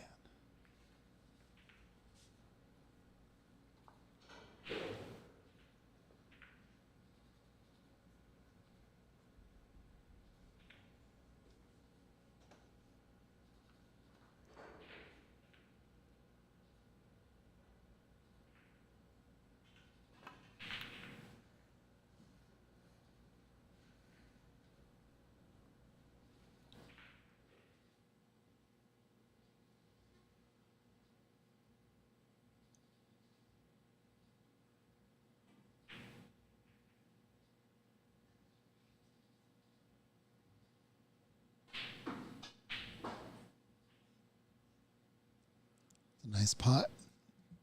Leaving it for the pink.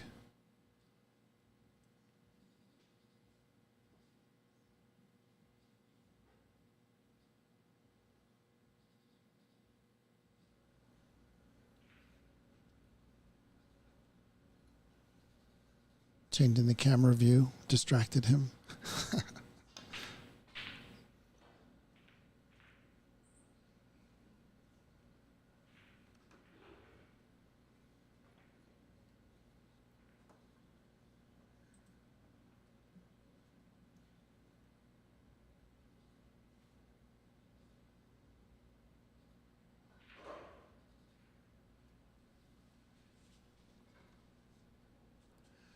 This is a tough shot, but one that she can make.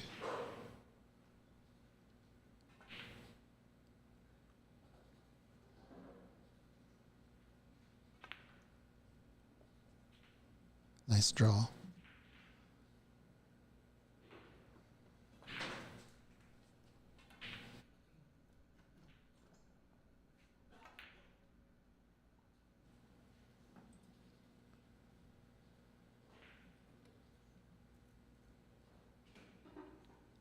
Managed to get on one of the loose reds.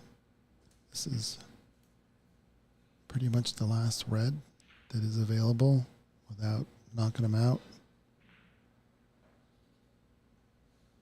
That pink ball is a nice ball to get on, so just take it just a touch. Oh my goodness. And is it available? Doesn't look like it.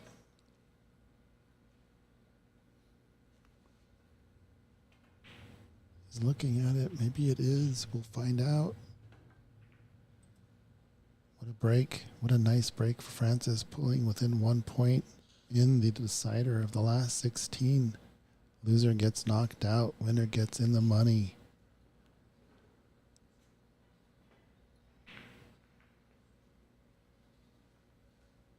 Looks like touching red. Did he cover it? I don't even know if there's a putting angle on that red ball. It's hard to tell because we're almost looking directly down on it.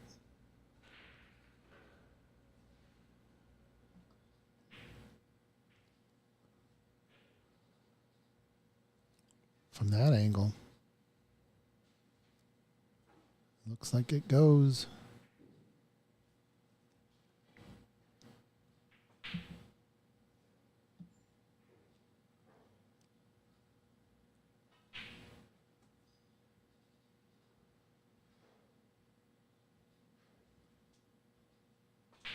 Huh.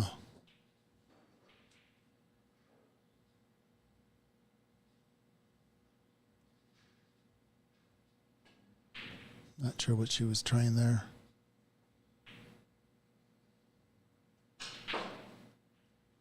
Nice rub on the pink.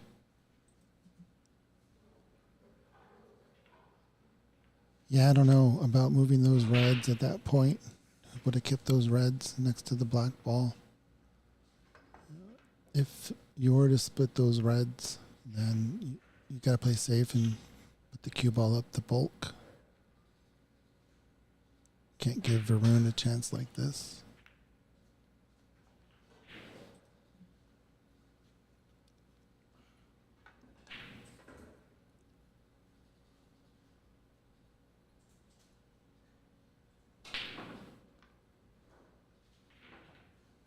Mike says she was going for a four ball plant.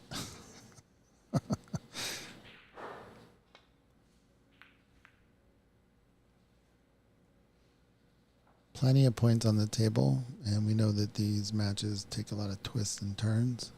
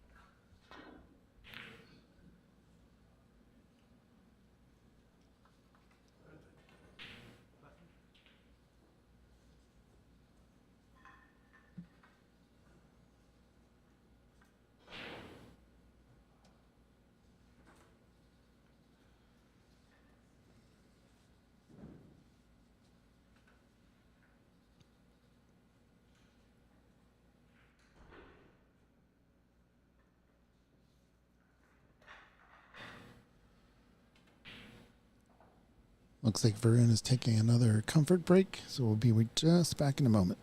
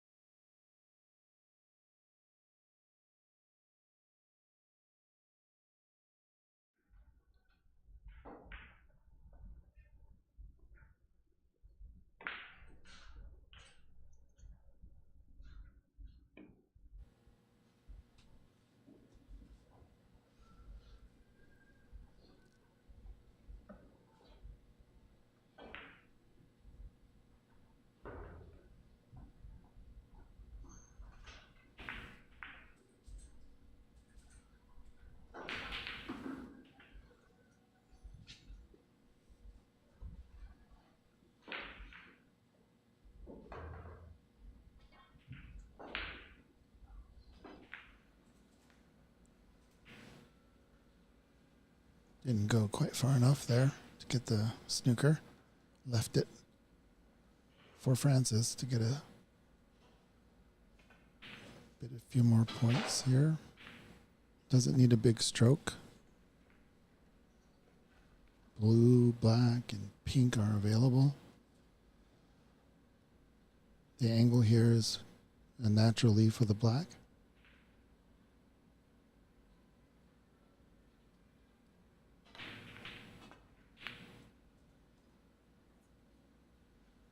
Nearly made it.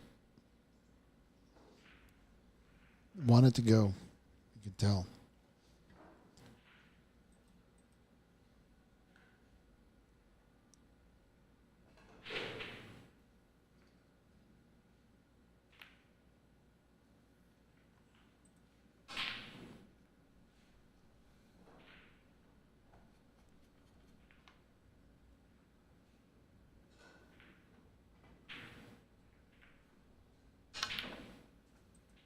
Break him up.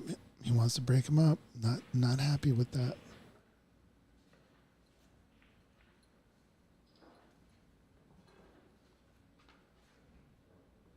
Gonna have to play safe here or shot to nothing.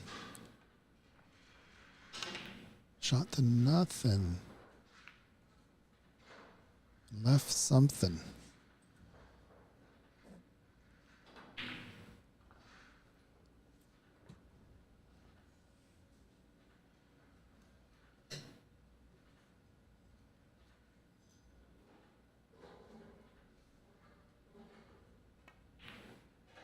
Slow down, cue ball. Okay, well, at least you got the pink. Still wants to take the black.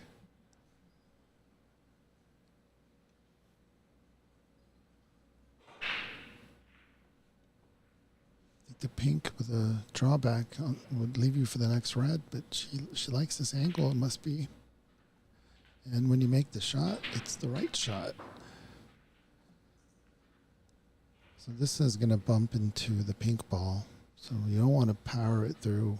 Just want to nudge it. If the pink ball is the color you're going for. Oh.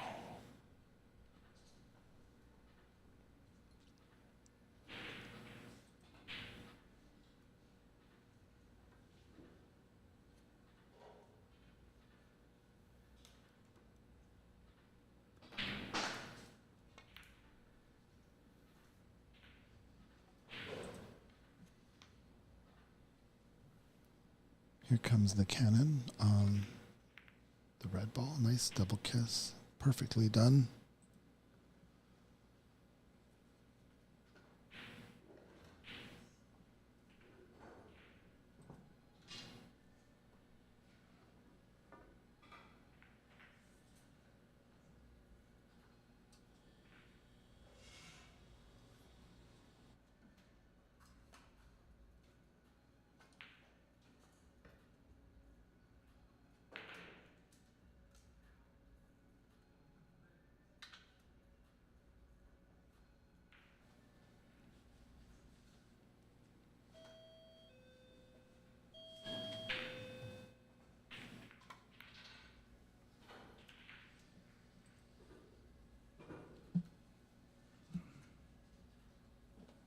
sure why it says 34 remaining. Oh, that's why.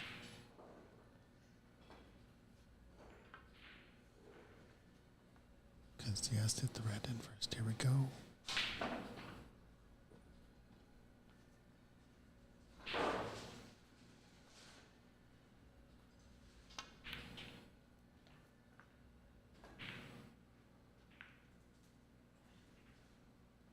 What cue ball control. Amazing shot there.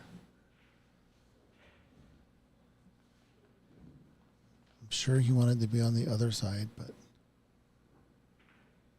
he could play safe from here.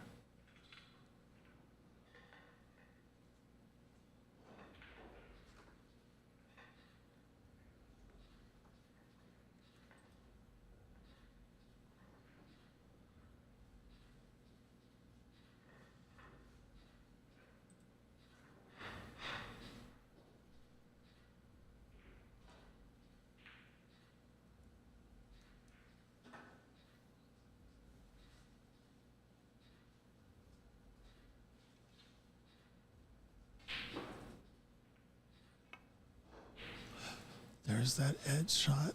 Oh, goodness gracious.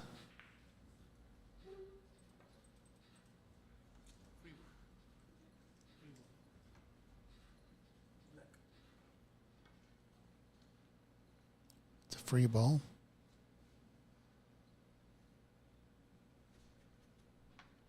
This ball's worth 2 points. Nominates the black. Still has to get on the yellow.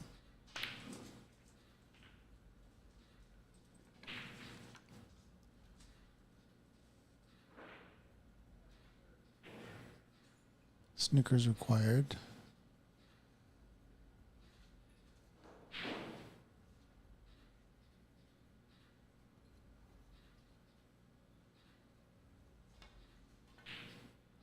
Hey, Mike. Yeah, there's been about Verun.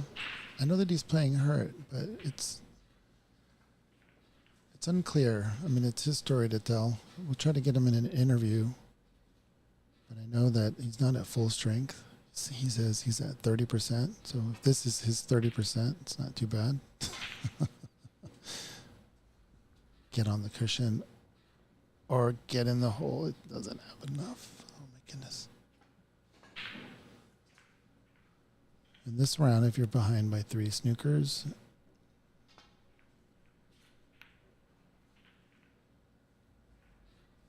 the frame has been deemed conceded.